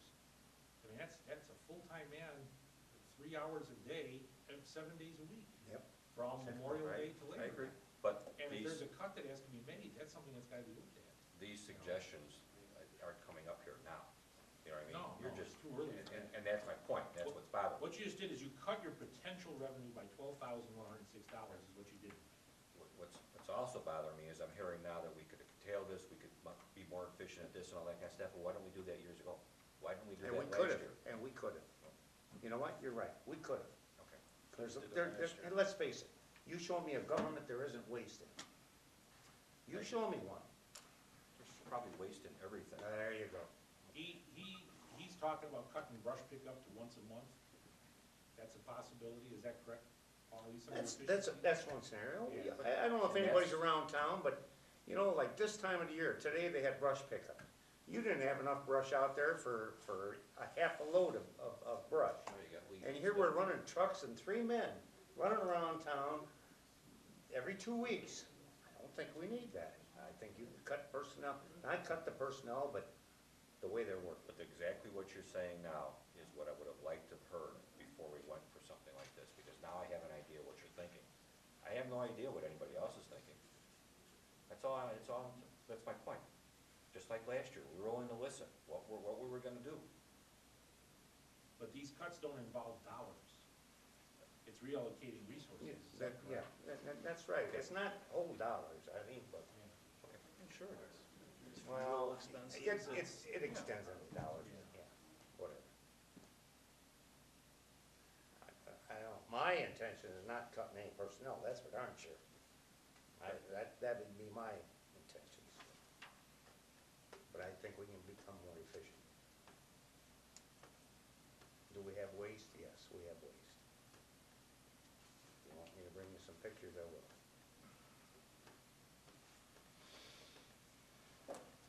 Move on. Ordinance, the amending of Title III of the Village Code has been also provided to us the last board meeting, and is also included in the board packet. The village administrator received no comments concerning this. Are there any questions or concerns concerning Title III? There being code. Ordinance number 1166. Second. Motion been made and seconded. Discussion? Roll call? Whaling, Yes. Coleman, Yes. Caprows. Yes. Samansky. Yes. Cleary. Yes. Title IV has also been provided to us under a separate cover for our review, and some minor misspellings were found in the first draft and have been corrected. It will be placed on the November meeting, so please review and provide any comments to the administrator. That ends my report. Is that it? Public safety? Police Department monthly report for September is enclosed for your review. Halloween trick-or-treat hours set for 4 to 7 p.m. on Wednesday, October 31st. Extra police patrols will be on hand to help ensure a safe holiday. Festivities in Fireman's Park, sponsored by the Lions Club, will begin at 6 p.m. Mosquito abatement program. Wanna We're done, the machine was particle tested and we're done for the year. Also, Chief, any comments? I have no comments unless there are any questions on my monthly report. Chief, I've got one question. Earlier in the evening, you and I discussed the fact that our residents can't hear these meetings. I've gotten several complaints that they're not loud enough, they're blah, blah, blah, blah, blah. Can you explain to me and to our residents what our problem is and what we're gonna try and do to correct it? Apparently what's happening is there are two channels of audio and we are recording in one channel, which is, if I was to take this out and play it in this television here, you'd only hear the sound coming out of the left side of the speaker, not the right side of the speaker. So Mike Margaroff is working with me to determine how we can do this. It may be a simple fix, like getting an additional plug to change this from stereo to mono, and then it'll come out of both speakers. He said in the meantime, you can go to the WPAL website and you can watch the meetings there, and you will have the sound, because he does have it channeled into the one channel there. So it is ongoing, we are working on it, we're gonna try a couple fixes, we're even looking at a new different camera. Okay. Thank you, Chief. Any questions of the chief or myself? Not, that completes my report. Okay, streets and alleys? Street name sign replacement program, phase 2 has begun. Hopefully it'll be completed by Thanksgiving. All the parts did come in, I believe they are in fact being put in as we speak. The leaf collection program hopefully begins this week. Started picking up leaves today. Because I saw that quite a bit of leaves out. It began as of this week. I put in front of you a rough draft of what I believe we've discussed as far as the sidewalk replacement program. I think better said, it should be a sidewalk repair program, at least at this particular point in time, identifying the urgent need of the repairs and trying to accomplish that. The only thing I noticed in the minutes, there was a question apparently last meeting when I wasn't here about the lot lines, sometimes that are placed in the sidewalk. That's not in there only because I want to discuss that further with Buddy and staff. My concern is who put the lot line there. We could be replacing a lot line placed by the homeowner, and that could become an official lot line when in fact it's not. So to me, if we replace the sidewalk that had a lot line there, if they want another lot line, they should get another survey. That's my initial thought. I'm not saying that's right, I'm not saying that's wrong, that's my concern. And we can discuss that later at some different point in time. And if there's anything that I missed on that, I didn't type it up in any specific way because I know our village manager likes to put things in his verbiage. So that's my verbiage, so he has to wait. Fine. Okay. I understand it. So anyways, if I missed anything, please let me know and then we'll add it to that. And it's gonna be a work in progress because we're gonna come up upon things that maybe we didn't think about. The 10-year road surfacing plan, I'd like to table primarily because our thought was that eventually we would like to go out for bid. In the past, some of these things we have been overestimated as far as cost. It's come in much cheaper, and recommending table of this till January, when we can go out and get some factual prices for blacktop, oil, and so on and so forth, come up with a price, and then possibly take in the other considerations of how we would fund it, when we would do it, and so on and so forth. That's it, and my report. Quick question, I just see the figure of 12,665 or 655 for concrete. Is that just for purchasing concrete? That's not the labor, right? That's correct.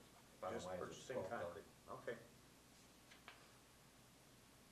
All right, sewer and water? Water and Sewer Department monthly reports are enclosed for review.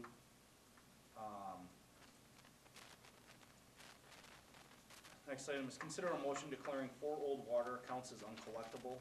Since 2007, we've had 4 water accounts in the system totaling $1,500, listed as receivable in our general ledger. There's little hope of collecting these. And in here, it says that it's only $476 of unused water. The rest of it's late fees and interest that, is continually and has been being tacked on there since 2007 or whenever they went. So I'll go ahead and make a motion declaring 4 old water accounts totaling $1,538.35 as uncollectible. Second. Okay, motion and seconded, declaring those accounts uncollectible. Discussion? Roll call? Cleary. Yes. Samansky. Yes. Caprows. Yes. Coolman. Yes. Whaling. Yes. All right, last item is update on well 5. Since we approved a repair to well 5 at the August meeting, due to some good due diligence by the mayor, there is a newer option that we have that wasn't presented. It's actually less expensive than the ones that we were at first presented, where we actually have the opportunity to purchase a 1,000-gallon per minute pump rather than the 500-gallon minute per pump, and actually for a few dollars less. After a lot of conversation, I think that's the best route to go. It's the most cost-saving to get us to where we want to be, where I think was the general consensus of the board, to be able to, at one point, hopefully 7 to 10 years down the road, get rid of this submersible pump and go with an inline shaft. There may be some need to tweak the variable drive, but I have been assured that the final cost will still remain below the $38,900 that we approved back in August, so I think that's a positive thing. I'd like to thank the mayor for his persistence on this, and I think it's a positive thing, and it's good. We're not losing anything, so if there's no questions, that concludes my report. And I know this won't be in the minutes, but in the comment there of the existing setup of $30,940, which will last 10 years, that might last for 10 years. May last. Because the one we had in there was supposed to last 20 years, and it lasted 5, Well, so the Collin there's pipe. no guarantee. Audit report, yes. Yeah, the Collin pipe might not even be. Don't say will, because it might not. Put should. Should. That's what I got, should. May, whatever. All right, public buildings and properties. Can I ask one question? Yes. The modifications to the VFD, they're not Yeah. accounted for in $30,948. That's correct. What is that gonna be? I don't know, Buddy threw out a number of $1,500. I don't know. He said they had to add some components to it.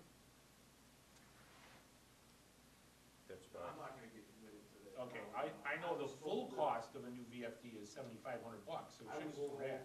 you know what? There's nothing wrong with the drive, correct?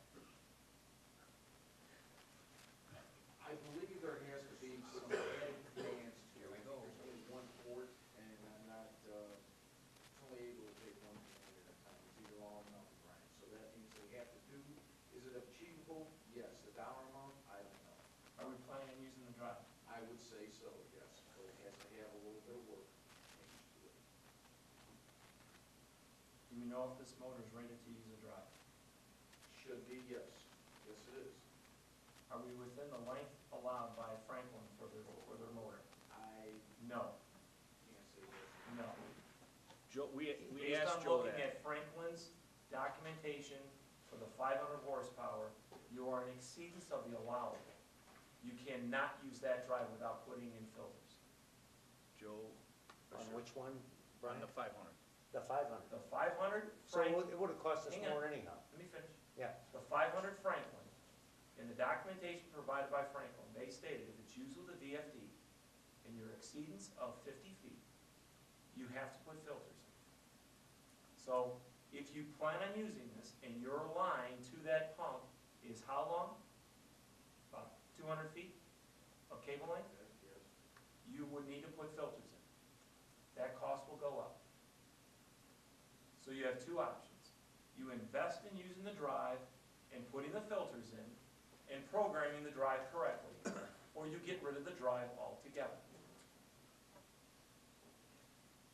And that was in the email that I sent you and Bud concerning that drive. You guys have it, and you got a copy of it too.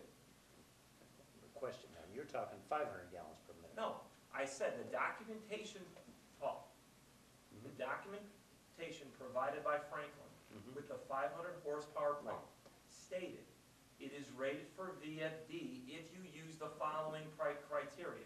That was in their typical literature. So if you're gonna go with the Franklin 100 horsepower, one would expect those rules and regulations for the 500 to apply to this. But you're in exceedance of those requirements. So you have two options. You find out what they need to make sure you can use the VFD, or you eliminate the VFD altogether and make it just a starter.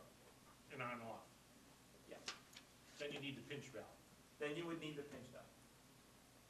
I'm just trying to make sure when we look at that bottom line, we're looking at reality and not fantasy. That's how they're operating their temporary pump now, because they have to use a pinch valve, which means they're bypassing the VFD, is that correct? Well, it's. Well, the it's- VFD Yes or ramps no? all the way up to Yes, it 100%. goes to 100%, Yeah. yes, and when it's kicked on. Well, you know Yeah. what? This is why we You're not stated gonna know the anything 38.9 figure. until Isn't this Lake why we Western stated the gets their 38.9 figure, electrician so that out we can here take care of to these look what at ifs, that drive and see what whatever we're needs at? to be done. You know, I was gonna have him come out, but I was told not to, that was part of Lake Western's thing to get it done, so I would agree. You don't know what the number's gonna be until their electrician comes out. I knew the electrician is gonna be Kevin Electric. I got a question. When, correct me if I'm wrong, please, Bob, Bud, or Paul. We asked these questions that Brian had presented to Bob. Joe from Lane Western assured us that everything would be done per manufacturer recommendations for whatever we bought. Did he not? That's the way it sounded like to me on the phone. Did he not say that? Yeah. That's all I needed to hear. But I don't know if, What he needs to if he do, knows as much about it maybe as Brian does on the electric side until his electrician. Well, There's no he documentation in gave here us a saying you're gonna price. put in filters. And he's gonna have to honor it. he gave us a price and he's gonna have to honor it.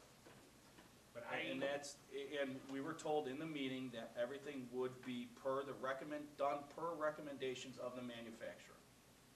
And he assured us of that. You asked the questions. And that was his response. you were all there.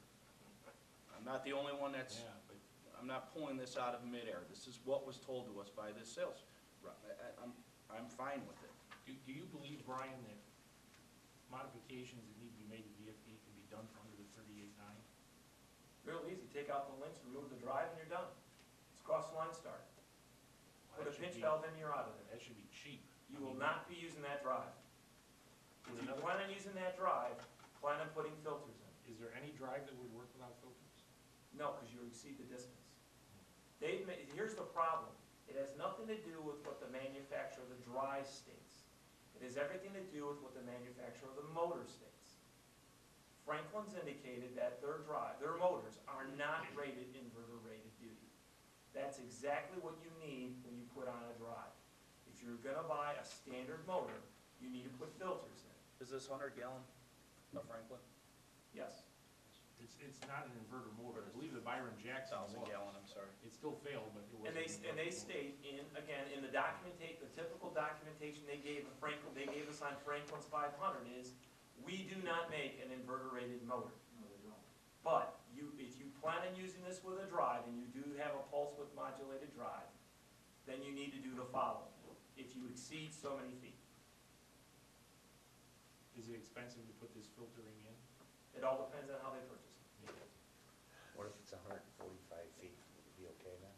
Well, it's a different, it's, Well, I don't it's- know, but the- you know what, the we're only filter- assuming, and I don't know if you know how and again, how far down is that motor? I don't think in it's the that ground. far. I don't think it's down that far. I was there when they pulled the pipe out.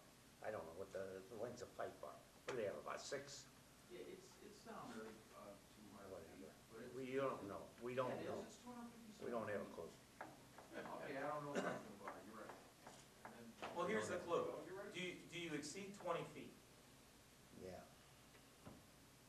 That's out of their documentation. okay. Okay, all set? Yep. Sorry, I asked a question. Public buildings, properties, parks and rec. Fall newsletter already went out, correct, Jeanette? Yeah, it went to the printer, it hasn't gone out It yet. hasn't gone out yet. It went to the printer, looks great. I think it is a good newsletter.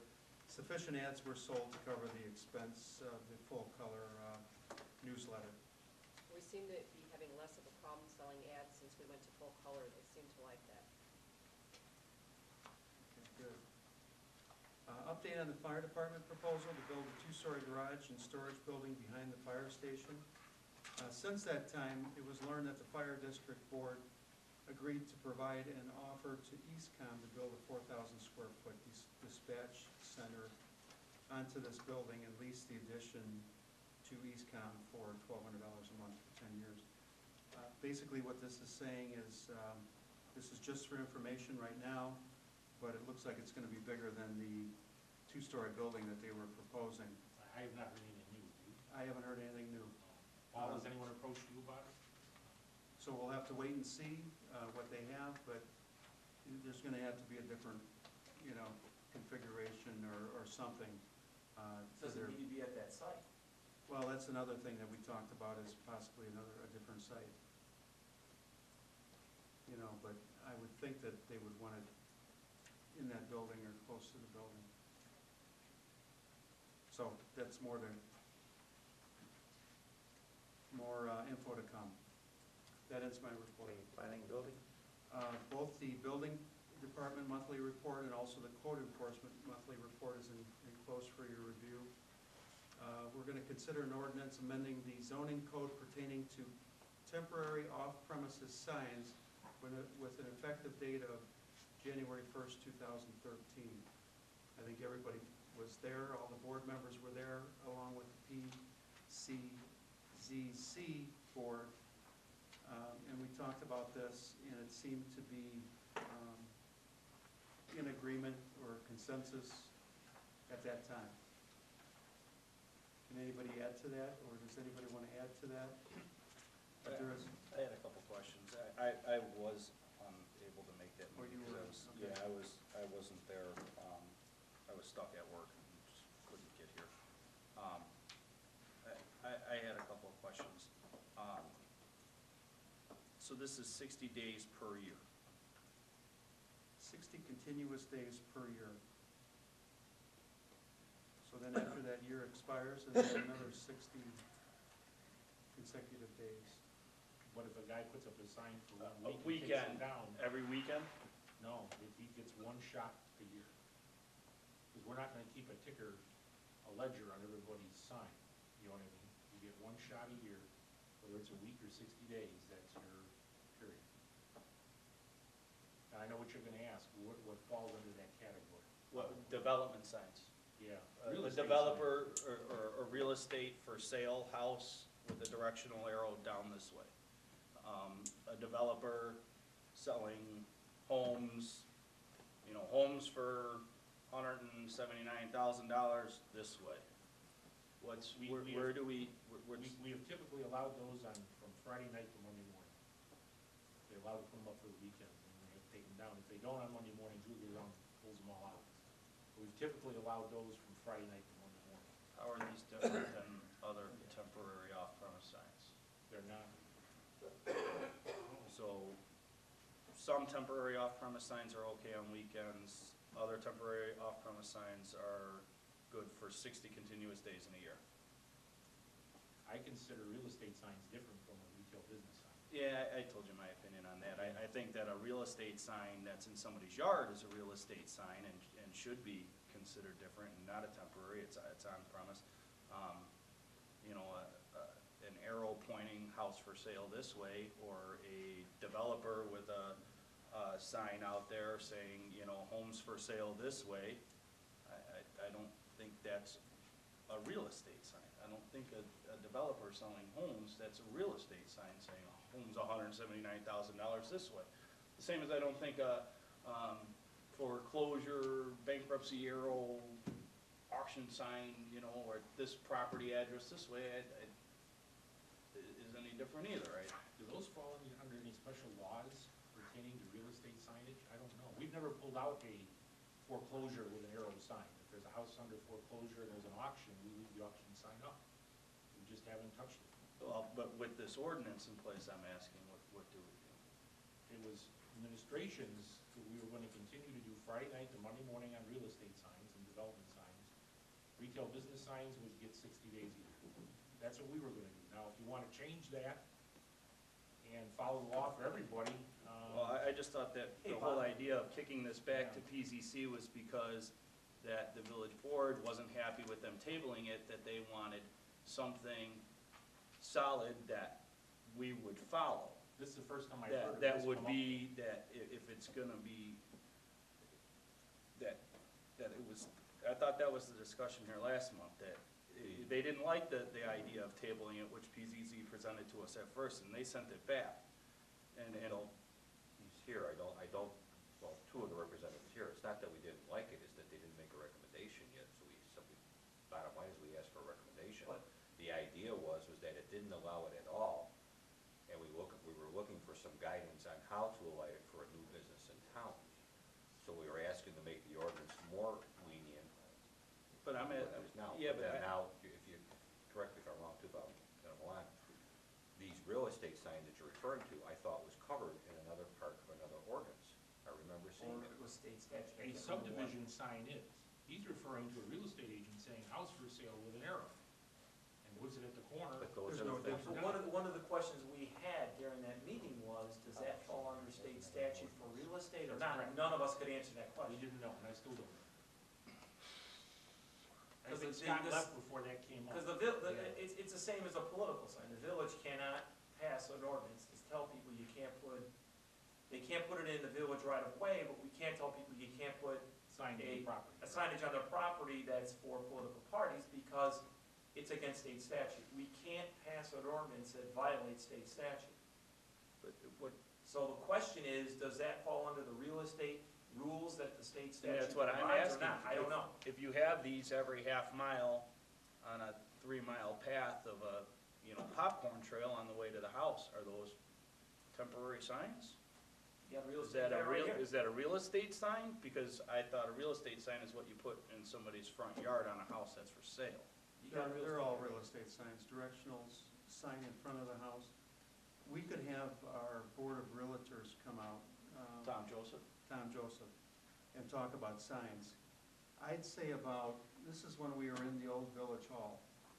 We had the same discussion, and there are rules, I don't know what the exact rules are, or he wanted to cover those, but maybe we should have him back out again. Yeah, I personally know Tom. Yeah, and you know how Tom is. Yeah, I mean, absolutely, Tom and I'm not saying I'm against those, but I'm saying if what I thought transpired here is that we were looking for an ordinance that would cover everything, and again, with what I just brought up, you know, Bob said, well, there's still some, what's the word I'm looking for? Judgment for the administration to decide what's allowable and what's not. I thought the idea of the ordinance being in place would be, there is no judgment. Either If you either want it's us to that or it's enforce not. the ordinances of the village without judgment, we will pack this meeting room in November. Don't do that. No, You can do it in May, don't do it before that. There, Okay, and then we've never had a complaint, Jonathan, and then on the real estate signs. We've had people ask about Ernie's sign because it's unusual and unique, and that it's always there. no, The real estate sign is there for 2 or 3 days and it's gone. Gone. Garage sale signs are the same way. Everybody puts up garage sale signs with arrows, Right. but for that weekend, I don't know. It's something I don't even think the ordinance addresses, No, it you doesn't. know? And That's right. so where do you draw the line? I guess if it's 3 days or less, That's it. you know? And then we had an issue with a guy that has, and we have another one that's starting to do the same thing. I won't mention that one. I'll mention the one that happened years ago. A guy had a garage sale every weekend. And we discussed about limiting garage sales, because every weekend he had a garage sale with signs up. So it's those that bend the rules that cause us to have to discuss them at this level. and then, If people just say, okay, we abide by this little policy that, you know, it's up by Friday night, gone by Monday morning, it's never a problem. no, and I had one other question, which I would ask too, if I was able to attend the meeting. I'm sorry that I'm doing this here and not at the appropriate place. But if Ballman's put out a sign exactly like that, that said Goodyear tires for sale, with an arrow pointing into his driveway, that's okay, correct? And it would be classified probably as an on-premise sign, if it's on his property, Yeah. because we talked So about. like one the exact same size, Well, see, Ernie's is on the right of way. I'm sorry, he thought- can argue all he wants, his sign is in the right of way. and I thought it was on Nope, it's their on the right of property. way. It's between our street sign and the curb. I After told the you, meeting, I told I you went that. and looked. The Ballman sign is the end of their property. It's on the corner of the property. If he's not next to Ballman's sign, he's off the property. So if Ballman taped one, just like Ernie's, just like Waltz does with the Pepsi That's signs. correct, it'd be an on-premise sign, It'd be it'd an be fine. on-premise, but it's the fact that it's a different company. It's an off-premise sign. Well, let me get into the ordinance section here that Bob provided us. The portion that we're looking to amend to that section of the ordinance states temporary off-premise signs. The zoning administrator or designee may permit a temporary off-premise sign to be on a temporary basis according to the following. Only one temporary off-premise sign per local business for a single period not to exceed 60 days per year. Local business is defined as a business located in a business district located in the village. Each zoning lot may only have one temporary off-premise sign at a time. The sign may not exceed 6 square feet in area, and the sign placement may not impede the visibility of pedestrians or vehicular traffic. So a lot of the stuff you were talking about, how long, is it contiguous, is it pieces, it's kind of got that in there. And it's off-premise, so it'd be, if Ballman's did it, it wouldn't be off the premise. Now, if Ballman's went across the street and did it, then it would be off-premise.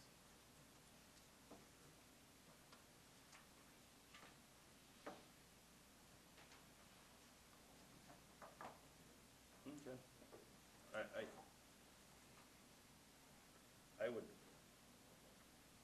I hope those directional real estate signs are protected by this. That's all I'm worried about, is that somebody could come back and say, point their finger at, trustee Whaling, I know you're an agent, but there's a lot of other real estate agents. My mother does real estate also, to where we're not creating an ordinance that's gonna affect that. They wouldn't be covered by this. They could be covered by this for the fact that states, one, needs to be a business in the village of Beecher, and two, it can only have one sign, and it's temporary off-premise. But I'm just I mean, saying, it wouldn't I fall don't, into that. I just wanna make sure that, This area here, John, the discussion was not to deal with the real estate signs, because it was believed it would fall under state statute.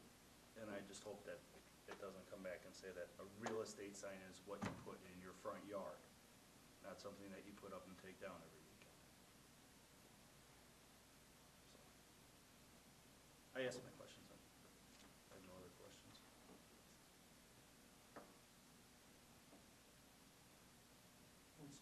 number? 1167, 1167. yes. I'd like to make a motion adopting our ordinance 1167 regarding the zoning ordinance number 146 of the Village of Feeling and appealing all village code sections of the ordinance. I don't know how much I have to read of that, but that's my motion. This motion, wait a second. Second. Question on the motion. Do we make an effective date January 1st? Effective date January 1st, There you go. 2013. I amend my motion. Okay, discussion or questions? None, roll call. Whaling, Yes? Coolman, Yes. Caprows, Yes. Samansky. Yes. Cleary. Yes. Okay, discussion on criteria for special use permits for LED light signs. After much discussion, the PZC agreed to reevaluate its ordinance and consider more criteria for evaluating special use permits for these signs. Staff has researched the issue and has come up with some different items, and that's going to be discussed on October 25th at the PZC meeting. That's, they should change that a little bit. That's hard to say. Also, the fence ordinance on Crooked Creek. The petitioner has not made a formal application yet for the variance request, and he has till October 17th to submit the application for the, This PCC meeting. Right. In October. in October. He can probably submit it anytime he wants, but if he wants to make the October meeting. And he's aware of that. Right. And it ends the report for the Planning, Building, and Zoning Committee. Under my report real quick, Ilion Expressway meeting tomorrow, 3 o'clock, Beecher Atrium. Discuss the corridors again. South Suburban Airport update, there is legislation pending right now with an airport authority, which is not in our best interest. The 3 mayors have met, myself and the administrators, and we passed, or we're drafting on a resolution, coming up with a different makeup as far as an authority. We think that each one of the towns should have a seat on an airport authority, whatever the makeup may be. And I think you've got some whereases in that resolution. We discussed this last week, I believe it was. We are gonna be meeting again shortly on that resolution also, I believe. We set a date? Yes, well, our target is to have each of the boards at their November meeting consider this That's what it resolution. was. It actually goes further. We actually supported a couple of years ago the Will County Airport Authority by resolution. Right. We've changed our mind now and say, wait a minute, we want more local control than that now. Well, the pending legislation only gives us 1 seat at the table. Right. And the way it's worded, the county possibly could have 3, I think, 4 seats. And I We think have only one. one of them was from Eastern Will Township, or Right. Eastern Will So we'd County. have two The rest- of Yeah, the 11. it was just bad. It was bad. And 4 mayors have decided that we have to have 4 seats on any airport authority that's created. And I think that's our position. We'll stick with it, whether it happens or We're not. gonna try it, but We're you're gonna right. try it. Why agree to one and get none? The last time legislation was proposed, or that was questioned, was we didn't have any governor appointees in it. And we were advised by our legislator that in order to get any kind of an authority, you're gonna have to give the governor a couple of appointments. So with this new legislation that we've kind of proposed, the governor will get 2 appointments. Is that correct? So we're trying to satisfy And that. one of those have to be from Will County. Right. We're trying to satisfy that, so. That's it on the airport. You all have the Will County Emergency Management Crisis Leadership Seminar. That's in your packet if you want to attend. Registration's there. Also, we are meeting on the refuse contract. I'm trying to think what that date was. Thursday. 13th, is it? No, Thursday, this Thursday. This Thursday, okay. Okay, yeah. Anybody have any suggestions or ideas or anything that you possibly would like to see as far as refuse contract services that possibly leak that we talked about. I have the yard waste thing, and I don't know if that's something that we can negotiate or get a better deal. You have yard waste, right? Pick up, you pay annually, Pay annually a fee for the container. and again, if there was more containers, there's a possibility we could get a better rate, possibly. The bags are getting very costly. Anybody that does a lot of picking up of yard waste, grass clippings, flowers and things of that nature, I think they're what, $2.75 a bag now? $2.50 with us. How much? They're $2.50 with us. $2.50? But they're like $2.99 at the store. Yeah, so it gets very costly for some of these residents. So maybe yard waste option is something that we could possibly look at, so. Well, the other question is, if somebody already has a container that has the lift capability, that they don't have to buy another container from the garbage company? Because there are some out there that have those. Actually rented. No, but some people have bought them that have the capability on them, and now if you're gonna tell them, sorry, but you gotta use this Yeah. guy's, it doesn't make sense. Yeah. I think possibly the scavenger service could provide the can. Well, that's what Yeah, that's get what rid of we're it, I think kind of that's looking. what they want to do. Yeah. I was thinking. They're gonna I assess you, just they're know- gonna assess that, they're gonna recapture that cost. Oh, I understand What that. we do, they will. I think the biggest thing would be maintaining Monday services. I think that's. Oh, that's a definitely, gonna be something that we're gonna insist on. I mean, I don't think the other two communities have any issues with our Monday services. I mean, if we're gonna try to put the contract together, the three communities, so. But Yeah, that's something else. The one way to discuss cutting costs is if everyone went to a refuse container that was picked up by a side loader, similar to how your recycling is picked up. That would solve a problem for us in that we have a lot of garbage being put out in bags and things out on the parkway, not in an enclosed container like it's supposed to. If we furnish that container, it's a different color than the recycling container, but it would go out every week, every Monday, and they would pick it up with a side load device like they do your recycling. The problem you have right now is most residents are under the understanding that if they put their cardboard, let's say they use one of the recycling bins that are provided by the supplier, and they've got more cardboard or recyclable waste than fits in there, that I've seen, they'll stack it literally right next to that thing. And they drive that recycling truck right up, they hook it, flip it, drop it, and run. They don't pick anything else up around there. And the residents are under the impression that I put it with the recycle, and it doesn't happen. Because it's gotta be inside that container. Well, any issues, feel free to drop a note at the village hall as far as the refuse contract, but we'll be discussing that, so. And one quick update on PAL. Moni has yet to designate a person for that commission, the properties over there, so until that time, there will be no PAL commission, so the representative appointment, so. I have nothing else. Bob, you got anything? Nope. Anyone, any old business? New business? Not a motion in order to adjourn, rather. So moved. Yeah. Second. Roll call. Scott did. Well, President Carl's made that Yeah. motion. Yeah, Scott second. Back clean up the room.